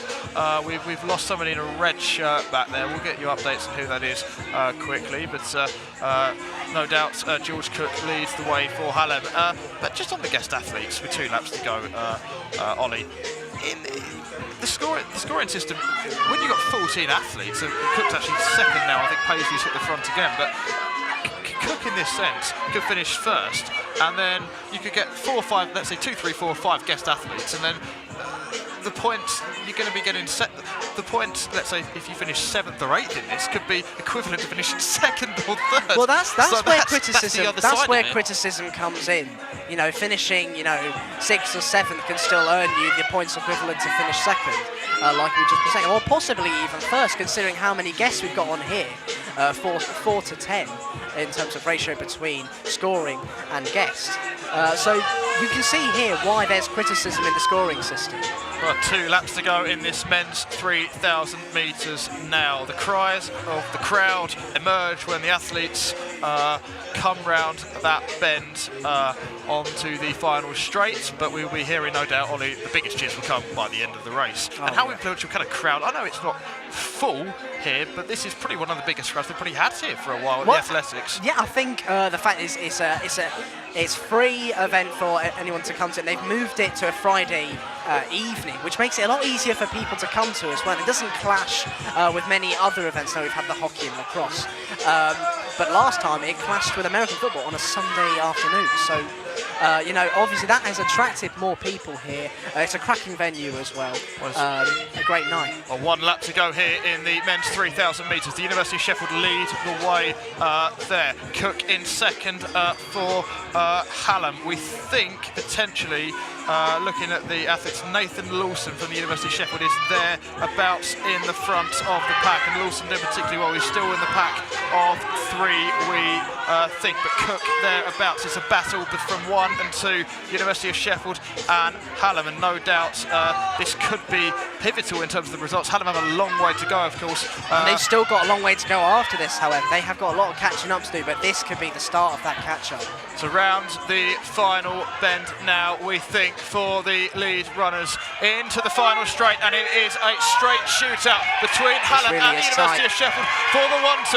But the University of Sheffield look like they're going to get it. The crowd's cheers say the story in itself, and crossing the line there, I think that potentially might have been Nathan Lawson. We're not 100% sure about that. No doubt Adam will give us I think Nathan Lawson, looking at the number, potentially, I think Nathan Lawson, it could have been him. I think it is actually. Lawson, I think, took the points there.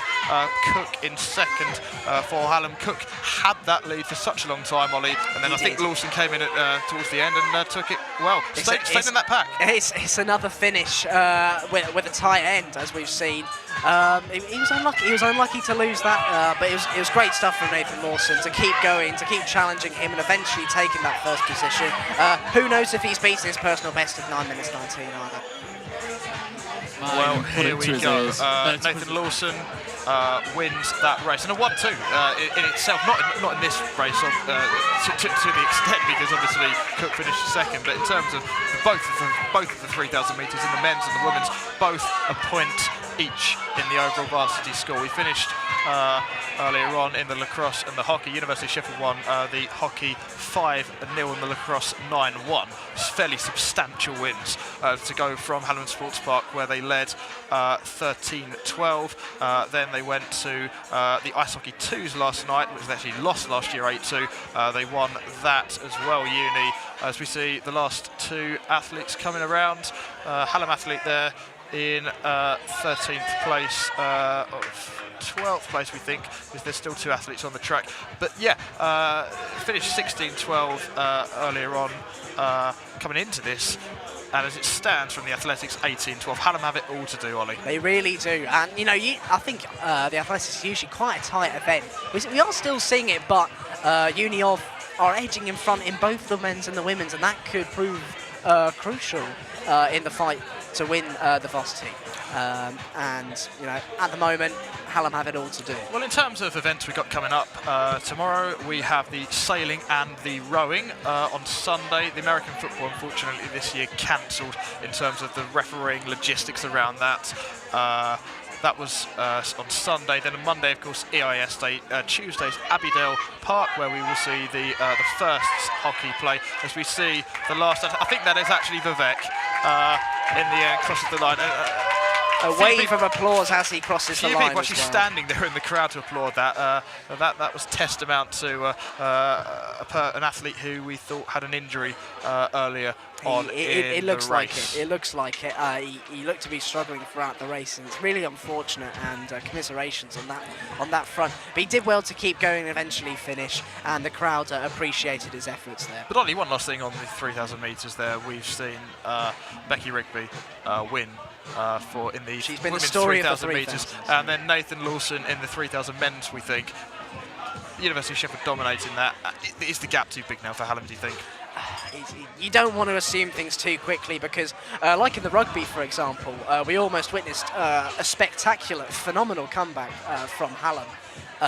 So we can't always write off, but we're getting on to the end of the evening now, and Hallam aren't really providing the response that's needed to make a comeback and grab at least a point out of tonight.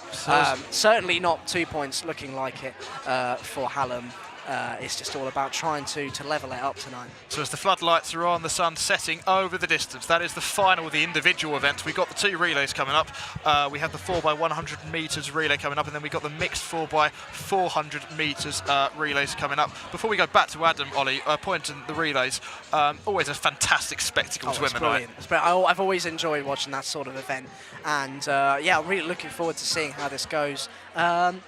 Hopefully we're going to see a tight race as well. No one wants to see a massive gap between the two sides. Hopefully we'll see a good race. Okay. So as the athletes gather themselves for the relays, we'll go back to Adam by the track. Ollie and Tim, so after 3,000 metres, it all came down to the final 100 metres in the men's 3,000 metre race. And it was Nathan Lawson of the University of Sheffield who had that bigger kick, who beat George Cook to the line of Sheffield Hallam, with Ewan Wilson of the University of Sheffield finishing third. After 3,000 metres, well, nearly on the final lap, they were all bunched together, a group of about 4 athletes. But it was, I think it was George Cook who launched the initial acceleration. But in the end, it was Nathan Lawson whose speed came through in the end. Yeah, I think Nathan kind of took the race on, and was obviously looking quite strong. And George kind of perhaps went a little bit too early. Was kind of struggling a bit at the end there. But Nathan's a very strong runner. He's an orienteer normally. He's come out onto the track, but he does run for us. And I think that kind of strength has kind of shown at the end there. In that, he paced and judged himself well, but he's just a little bit stronger at the end. So after the last couple of events, going heading into the relays, which are next, we've got the 4x100 metre relay for both the women and the men. It's the last chance for the two teams to try and gain points for the overall standings before the overall decision's made over who wins. The men put 1 point for men and 2 points for 1 point for the women as well. So the overall standings that we have, and this does not include the final couple of events that have just been, but the last couple of standings we had in the men's, it was the University of Sheffield who have a 50-39 lead over Sheffield Hallam. The women's event, it has gone the other way. It is Sheffield Hallam who've pulled a 5-point advantage. They lead University of Sheffield 45-40. So the men seem to have a decent advantage. As I said, that doesn't count the last few events, but the women for the University of Sheffield will need to try and pick up some points in the relay. Yeah, I think sort of the field events have now kind of come into play a bit more. That's why that gap in the men's has closed up, and in the women's it's kind of swapped round. I think obviously on the track, as I said, it's going to come down to kind of the field events and that, but it may well come down to these last events. And we've got, talking about the University of Sheffield, I think we've got some very strong relay squads, especially the men's 4x1. They'll be going to Bucks looking, to have this as a confidence run. The temperature has really dropped off now, though, so they're going to have to make sure they're thoroughly warmed up. Otherwise, we might see a couple of injuries. So we just want to be careful. I think, and this is what we wanted. We wanted a tight and exciting finish, and that's what we're going to get. So now, and this is the thing, everything counts at this point, especially now. It's really important to kind of do that. And as you mentioned there, the University of Sheffield traditionally in the relays do dominate and do tend to win. However, as we've seen it in the Great Britain team over the last few years, relays can often cause a little bit of surprises and the dreaded baton changes. Yeah, I think they'll play it quite safely tonight. They won't be stretching out the marks. They won't be trying to. It's not like a case of like the Bucks final where you're trying to get every little tenth you can. There'll be quite safe changeovers because they've got the speed in their legs. They've shown that with them and Tom taking the wins in the 100 and 200. You've got Alex Giselle who won the guest race. Curtis also won the guest 100 metres and obviously won the 100 hurdles. So there's a lot of speed in that team, and I don't think they'll need to push it too much tonight. They'll be looking to win that race, and then there's a relatively strong B team. So we'll see how it comes, how it all pans out. And just talk us through the baton changes. Have you ever done a relay before? And just what does the athlete approaching the other athlete, the changeover? What do the two athletes have to do, and what are they thinking at the time of changeover? It depends. So at kind of the level that these guys are at, they've got marks set out. They will try and adjust that, but they'll have a mark on the track. They'll know roughly when they need to start moving because they practice it. We all train as a group and we practice those changeovers. The only person who perhaps hasn't it'll be a bit rusty with is Alex Giselle, just because he's on placement in Edinburgh, so obviously doesn't come down to train with the guys.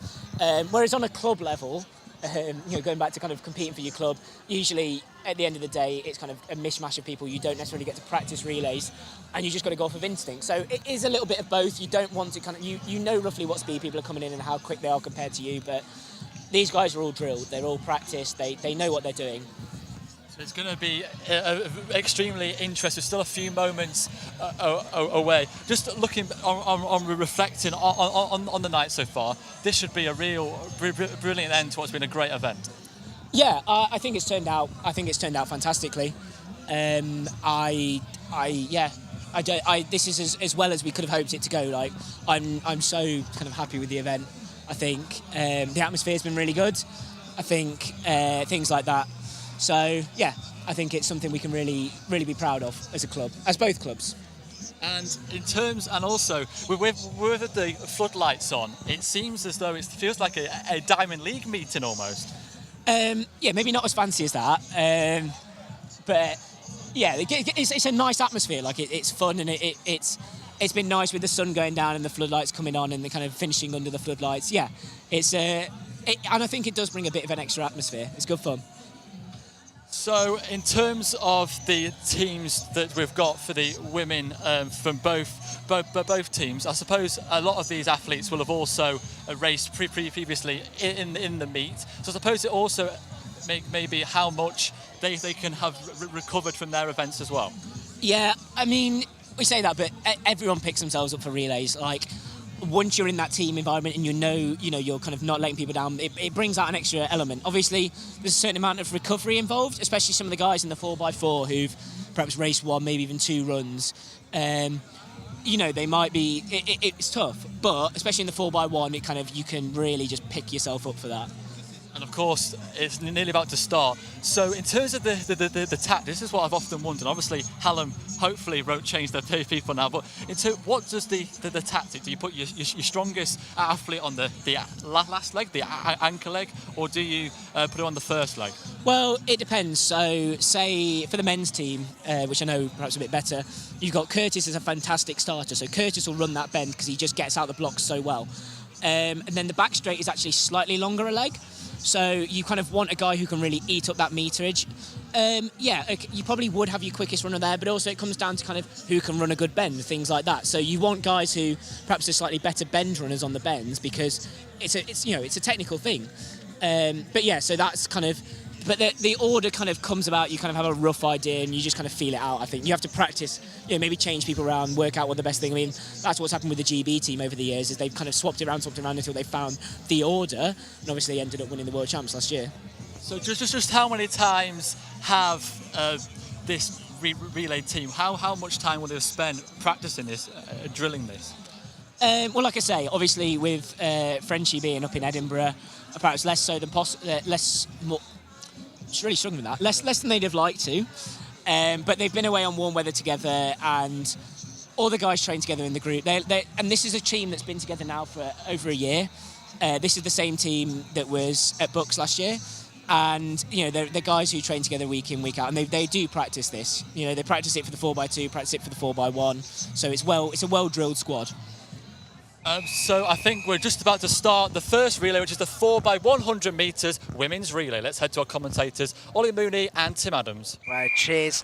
And we are now back on the track, getting ready for the 4x100 women's. And it really fell silent here. Definite silence really here. Just to update you on the scores, actually, we thought that Hallam had come back in some of the field events just before the women's 4x100 metres relay.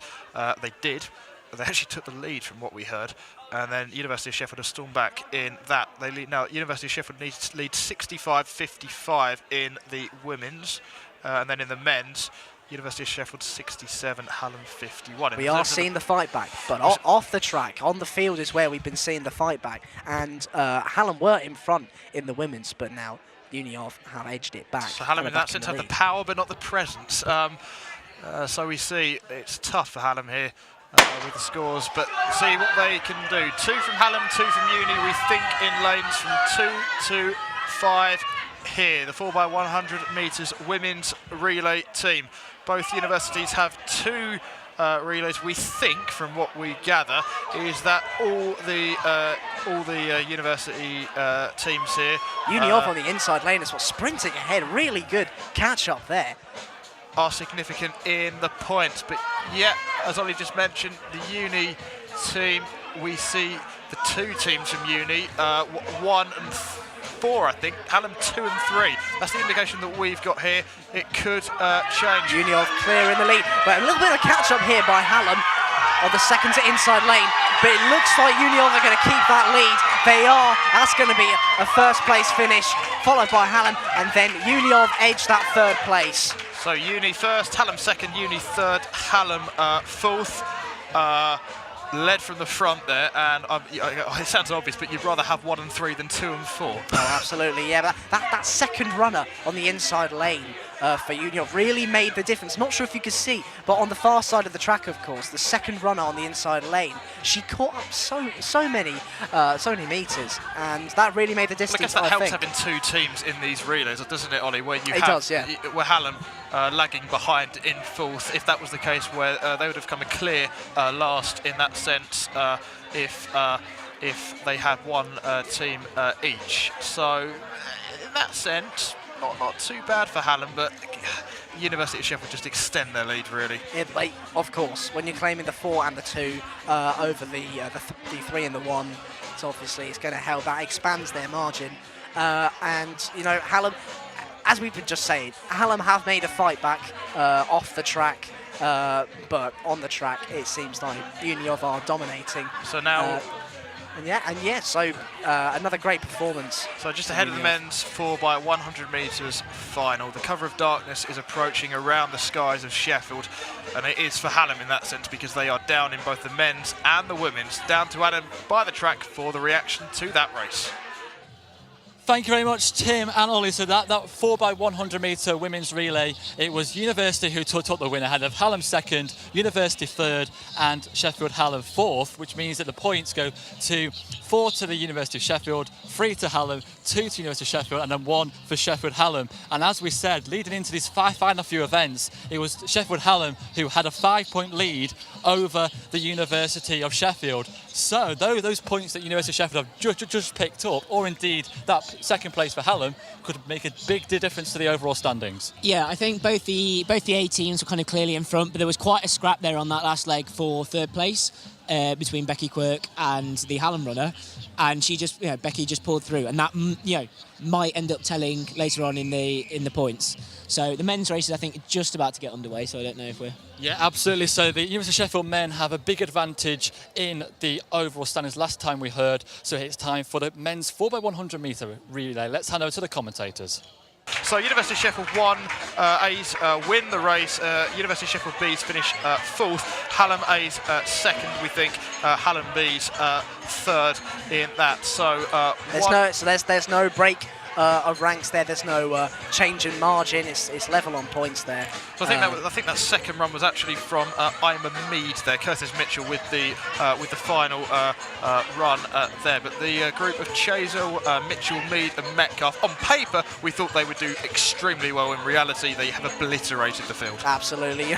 We already talked about Curtis Mitchell doing a fantastic job with the hurdles, and him and his team, they've done it again. And it really was quite a simple victory in the end, and you can't be too surprised by how well they've done It's here. the weather has dropped. It's quite cold now, isn't it? Do you think that helps the sprinters? It's quite a nice temperature, actually. It is. It's refreshing. Do you think that barbecue temperature? Do you think that helps the sprinters in any Well, sense? I think, there? like we discussed, like the pundits have discussed down by the track. The heat can be great for sprinters, not so much for the long distance. For the sprinters, it's great, for keeping warm. It's still not quite that temperature where you want to keep your body warm. It's not that cold yet. It is actually quite a nice temperature, I'll have to agree with you. So they must have been relishing it out there. Well, here we go. One race to go. The mixed 4x400 metres. The University of Sheffield now, you'd think, have a substantial lead. They were ahead before the relays, 67.51 in the men's, 65.55 in the women's. They're likely to win it. As it stands, we don't know the lacrosse and hockey at this point from tonight, but as it stands from what we know here in the athletics, the overall score will be 18-12 at the very least. But with one race to go, the mixed 4x400 metres, down to Adam up on the track. And what a performance that was by the men's A team of the University of Sheffield. That particularly, the second leg by Tom Metcalf, who's already raced twice this evening. What an incredible run that was. Yeah, he got moving. He really opened up the legs. He was absolutely flying. And as I said earlier, that kind of long back straight, you can really make some distance up. And that was a clinic. That really was. That's how you run a relay by the lads. There was one slightly dodgy changeover. Even Mead regularly forgets how fast he is and tries to set up a bit early. But other than that, they'll be happy with that. And it'll be interesting to see what the time is. It'll come back. They'll be looking, especially at Bucks, they'll be looking to break that club record. That was certainly quick, and Ema Mead on the home straight was particularly very, very quick. And actually, it was very, very close for second position. Sheffield Hallam got it, the A team got it in the end, but both the University of Sheffield B team and the Sheffield Hallam B team were very, very close to. It was very, very close on the line in that one. Yeah, they were all quite grouped together. Hallam ended up taking second and third, so they'll be happy with that to take those two. But yeah, it's a strong team. They're they got a lot of depth, which perhaps obviously showed that we don't have as much depth. But the boys at the top end were just fantastic. It was a very, very impressive performance by the University of Sheffield men's A team. And the final event on the track is the mixed 4x400 metre relay. This does not count for the points, but what a brilliant end it should be, a brilliant finale. The music's ranked up, and a new event they did this year. And also, the University of Sheffield A team has got some very, very talented runners, and the University of Sheffield B team is a team of freshers. So it's a great opportunity for them to showcase themselves. You can't win anything with kids, that's what I say. No, I've just had Liam McGivern walk past behind the camera and say that he's pulled out of this one with a calf cramp. So you've got Alex Giselle pulling in, who's just ran the 100, 200, won the 200B. I mean, he's got the makings of a good forerunner. We've been trying to persuade him for a couple of years. He's certainly got the pace. I think he'd give it a good go, but it's a shame for Liam. He has this calf issue which crops up at Varsity every year. He seems to get cramp in his calf every year at Varsity. But yeah, I think that team will still be favourites, and it'll be interesting to see. I mean, the time kind of doesn't matter. But it'll be fun to see, and then it'll be a new club record regardless. So. And that's the whole point of it. It's just like a fun event to end. What's been a great evening. Yeah, exactly, and that's the thing. It's not like I said, it's not like the 4x1 where they need to practice their changeovers, because the 4x4 it's a bit more kind of relaxed. It's one of those things where it's just a bit of fun, and they could get away with it, and yeah, we thought it'd be a laugh, ultimately. And it's also just a great, almost relaxing race for the athletes. We've said that. I suppose the athletes won't be for thinking that. I can say it won't be relaxing when they're going round. No, it'll just. This is what I said about relays. They'll pick themselves up. They'll put in some good runs, and it'll just be interesting to see how, which order they go in, how they're going to do this, and how that plays out. Because obviously, when we've got legs where there might be a female and a male on the same leg, but then you've got to, have to catch that up. It will be interesting, and we might not know until the very last runner exactly where people are. So that will bring a bit of excitement, hopefully. And I can imagine that the crowd that has stayed largely to watch this event, it's going to be some noise in the Sheffield Hallam Athletic Stadium this evening. Yeah, nice of the crowd to stick around. They've all had to put jumpers on. It's getting quite cold. But yeah, so it's nice, and it's hopefully this has shown that in terms of varsity, athletics really can be a spectator sport. I think it's a great spectator sport anyway. I obviously would be of that opinion. But I really hope that we've managed to showcase that this is a worthwhile varsity event, and it's free. Like, what more can you want? Exactly, what more can you want? And it's going to be hopefully a great end to what has been a brilliant evening of athletics. We're still a few moments away from that final event on the track this evening, the mixed 4x400 metres, a new event. I just want to explain again how it was inspired. Was it from Nitro Athletics it inspired from? Yeah, so Nitro Athletics was an event that ran sort of January, February, not this year, last year. And like I say, the idea is a lot of people are trying to revamp athletics, and you've got kind of the Great City Games and street athletics, and this is a different idea. So they had stuff like elimination mile, I think a javelin where you have to throw it to a target, a set distance rather than as far as you can. So. And this was one of the events, a mixed gender 4x4. They had a hurdles relays, which were far too complicated to try and do. But yeah, so hopefully this should be quite a fun event. And like I say, I think it's one of the ones that I thought was definitely. I think it's something that they could bring in at championships. You have the IAAF World Relays, and I think that's something they might look at bringing in there, to be honest, because it's fun. And it's nice to have men and women competing on the same team. Obviously, we're all, University of Sheffield or University of Hallam, but it's nice to actually have that on the same track. And hopefully that will bring out the best in some of these guys. Okay, so for the final time this evening, let's head over to our commentators for the mixed 4x400 metre relay. It is the final event of 2018 Sheffield Varsity Athletics. Well, thanks, Adam. Well, Gareth said it well about the weather forecast. It's gone from Italy to Iceland in terms of the weather change. It's freezing at the minute up here. I can't say the pavilion's an altitude because we're only about 10 metres up from the ground, but it's blimming cold up here. It's changed over the course of the day. It was absolutely blazing hot earlier. I was loving it, actually. This is a new event, the mixed 4x400 metres, an event here which, as Adam mentioned, has come from an initiative put forward by UK Athletics, the Nitro initiative in that sense, and been put here today. And it's quite a, as we see the whistle the referee, it's quite a nice contrast to some of the other events. Oh, it is actually. It is good to see a mixed event. None of the other events on the track have been mixed, so it's good to finish with both the men and women side by side in this one, and this is going to be a really interesting race. Well, here we go. We think that the University of Sheffield were definite clear winners for the night at the point where the points tally were going. They had a 16-point lead in the men's going into the relays and won both, and then they had a 10-point lead going into the women's relays and one each for the 100 metres for that. But this is the final event. Mixed 4x400 metres. The University of Sheffield A's in lane 5, we think. University of Sheffield B's in lane 2. Hallam A's in lane 4, and Hallam Hallam A's in lane 4, and then Hallam B's in lane 6 here. As we see, University of Sheffield A's, I think, leading the way currently. Hallam B's trailing behind by quite a bit as well. They're going to have a lot of work to do. Well, to give you an indication of who is in the race here, the University of Sheffield A and B team. The B team is actually full of freshers. Ewan Somerville, Oliver Dane, who we talked about earlier, Becky Quirk and Holly Houghton, and then Liam McGibbon, the Welsh international, Harry Russell, Heather Carson, and Megan Bates for the University of Sheffield A team. So international experience in this race from McGibbon and Oliver Dane, who impressed so well earlier in the 400 metres.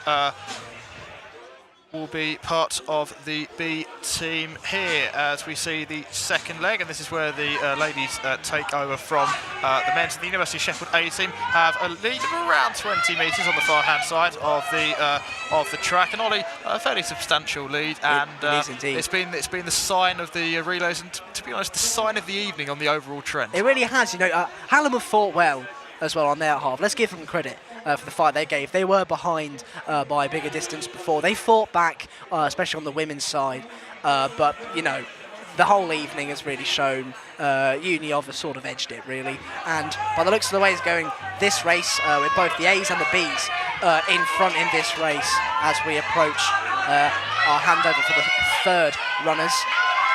University of Sheffield A team first, University of Sheffield B team second. Hallam first, Hallam A team second, third we think, and then Hallam B's fourth. The University of Sheffield will now lead as we have the third exchange. The music goes on in the background, the crowd cheer. The sun is now set in the distance.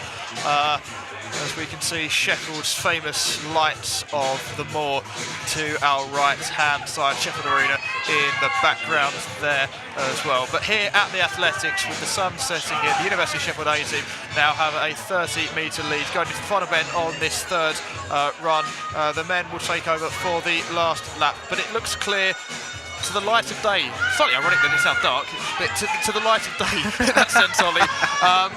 That they have such a substantial lead. It really is, and we're looking at probably about over 50 metres difference now as the A's come and approach, and the final handover for Uni of Sheffield A's. Well, that was Heather Carson there for the University of Sheffield, leading it to, we think, Liam McGibbon.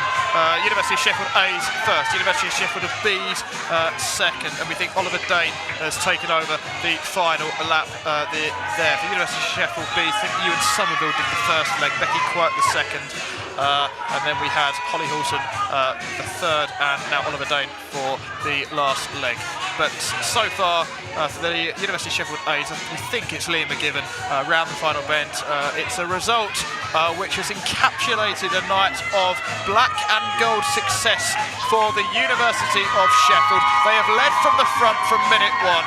They will win the mixed 4x400 metres relay in emphatic fashion. The black and gold with the golden touch on the golden stage here at Varsity. The A team first, the B team second, and Hallam's A team finish in third place. Their Hallam's B team just lagging a bit behind, but Solly, what a result, what a night, and what an occasion this has been. Well, yeah, absolutely. It's been a fantastic day. The weather, the crowd, and the athletes as well. Real credit to them for coming out here today and putting on a great show. Uni of Sheffield have shown their quality today. And really in this last race as well, they absolutely dominated it, and that's a fantastic last race from them. Well, we don't have the official scores yet. I think we will probably get them from Adam in around a few minutes' time, potentially from the official organisers here, just on our right-hand side in one of the offices with a laptop there, so they'll be updating that quickly. But I think it's pretty clear to see that the University of Sheffield will win the men's and the women's athletics tonight with the lead that they had going into the relays. Absolutely, yeah, and it's, like I said, credit to the athletes coming out here tonight, but even more credit to the University of Sheffield athletes who have taken victory on both the men's and the women's, which is rather impressive. And you know, we've seen some terrific performances out there tonight. So we've seen the field and the track events, but Ollie, for you, what was your personal highlight from the night? From Becky Quirk to Oliver Dane's magnificent performances on the track, to Hallam's fight back in the field for the women's. Both universities had their highlights. Well, they did indeed. I'm not sure if I could pick a highlight necessarily. You know, we've seen some fantastic sprints, and we've seen some incredible leads as well. So I think it's hard to call, but you know, Becky Rigby, you know, with two fantastic performances, almost breaking two club records here, with nearly 1 second off. Second off. I really felt for her there, but you know, good encouragement for next time. So if I had to pick something, it would probably be her two performances, which almost got two club records. It was a really fantastic night. Well, there was one highlight of the night in regards to sportsmanship when Becky Rigby won her race so comfortably in a second race, the one which she missed the club record by in the 3,000 metres by 1 second. She applauded the last two Hallam athletes across the line, and those two Hallam athletes then hugged each other, proud that they had finished the race. And Ollie, that is what Varsity is about in a nutshell, isn't it? It is. We've said that before. You know, that's what Varsity's all about. It's what sport's all about, especially in athletics. The sportsmanship that we like to see was demonstrated here today at the athletics. It was, you know, it's great to see athletes getting along with each other, showing great sportsmanship. It's what it's all about, really. Well, next up is the sailing and the rowing tomorrow night, but now by the track, it's Adam with the final reaction to that.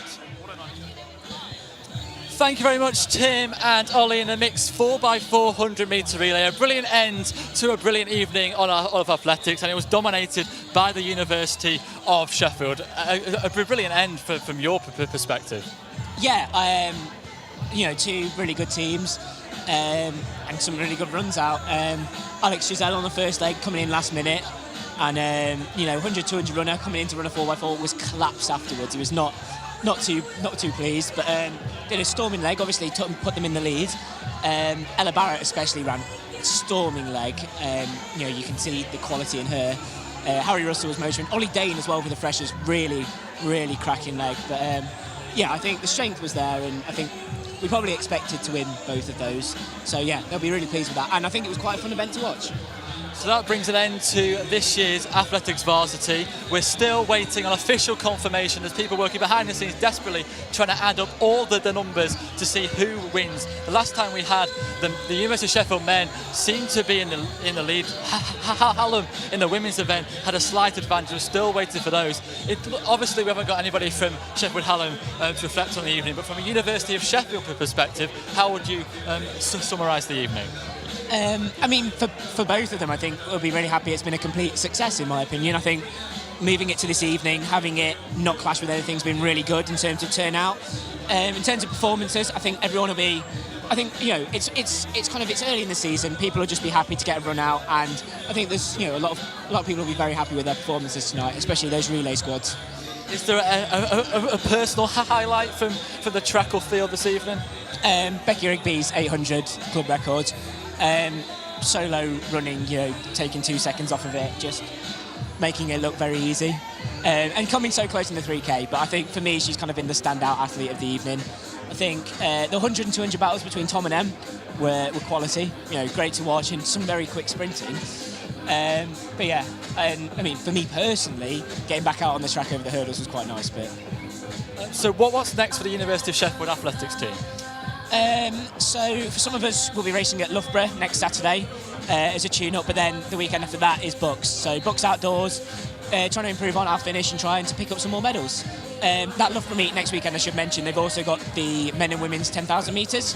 So we've got Will Mycroft going for the University on the men's side, who won the Sheffield Half Marathon the other weekend. And Becky, of course, will be trying to win gold after 2 silvers the last couple of years. And Sarah Potter goes as well, who is the sister of Beth Potter, who's just come back from the Commonwealth Games doing the triathlon and the women's 10,000 metres. So good runners in the family. And there's also athletes from both Sheffield Hallam and the University of Sheffield competing in the London Marathon on Sunday. So good luck to all of those competing. So that's it here from Sheffield Hallam Athletics City Stadium. Thank you very much for Gareth for spending your evening with us after your 400 metres. That's all right, no problem. Thank you for inviting me on. So we're still yet to have the official confirmation, but that will be posted on Forge Sports Twitter account, and it can also be accessed on Forge Varsity's website. So from all of us here at the Athletics, good night.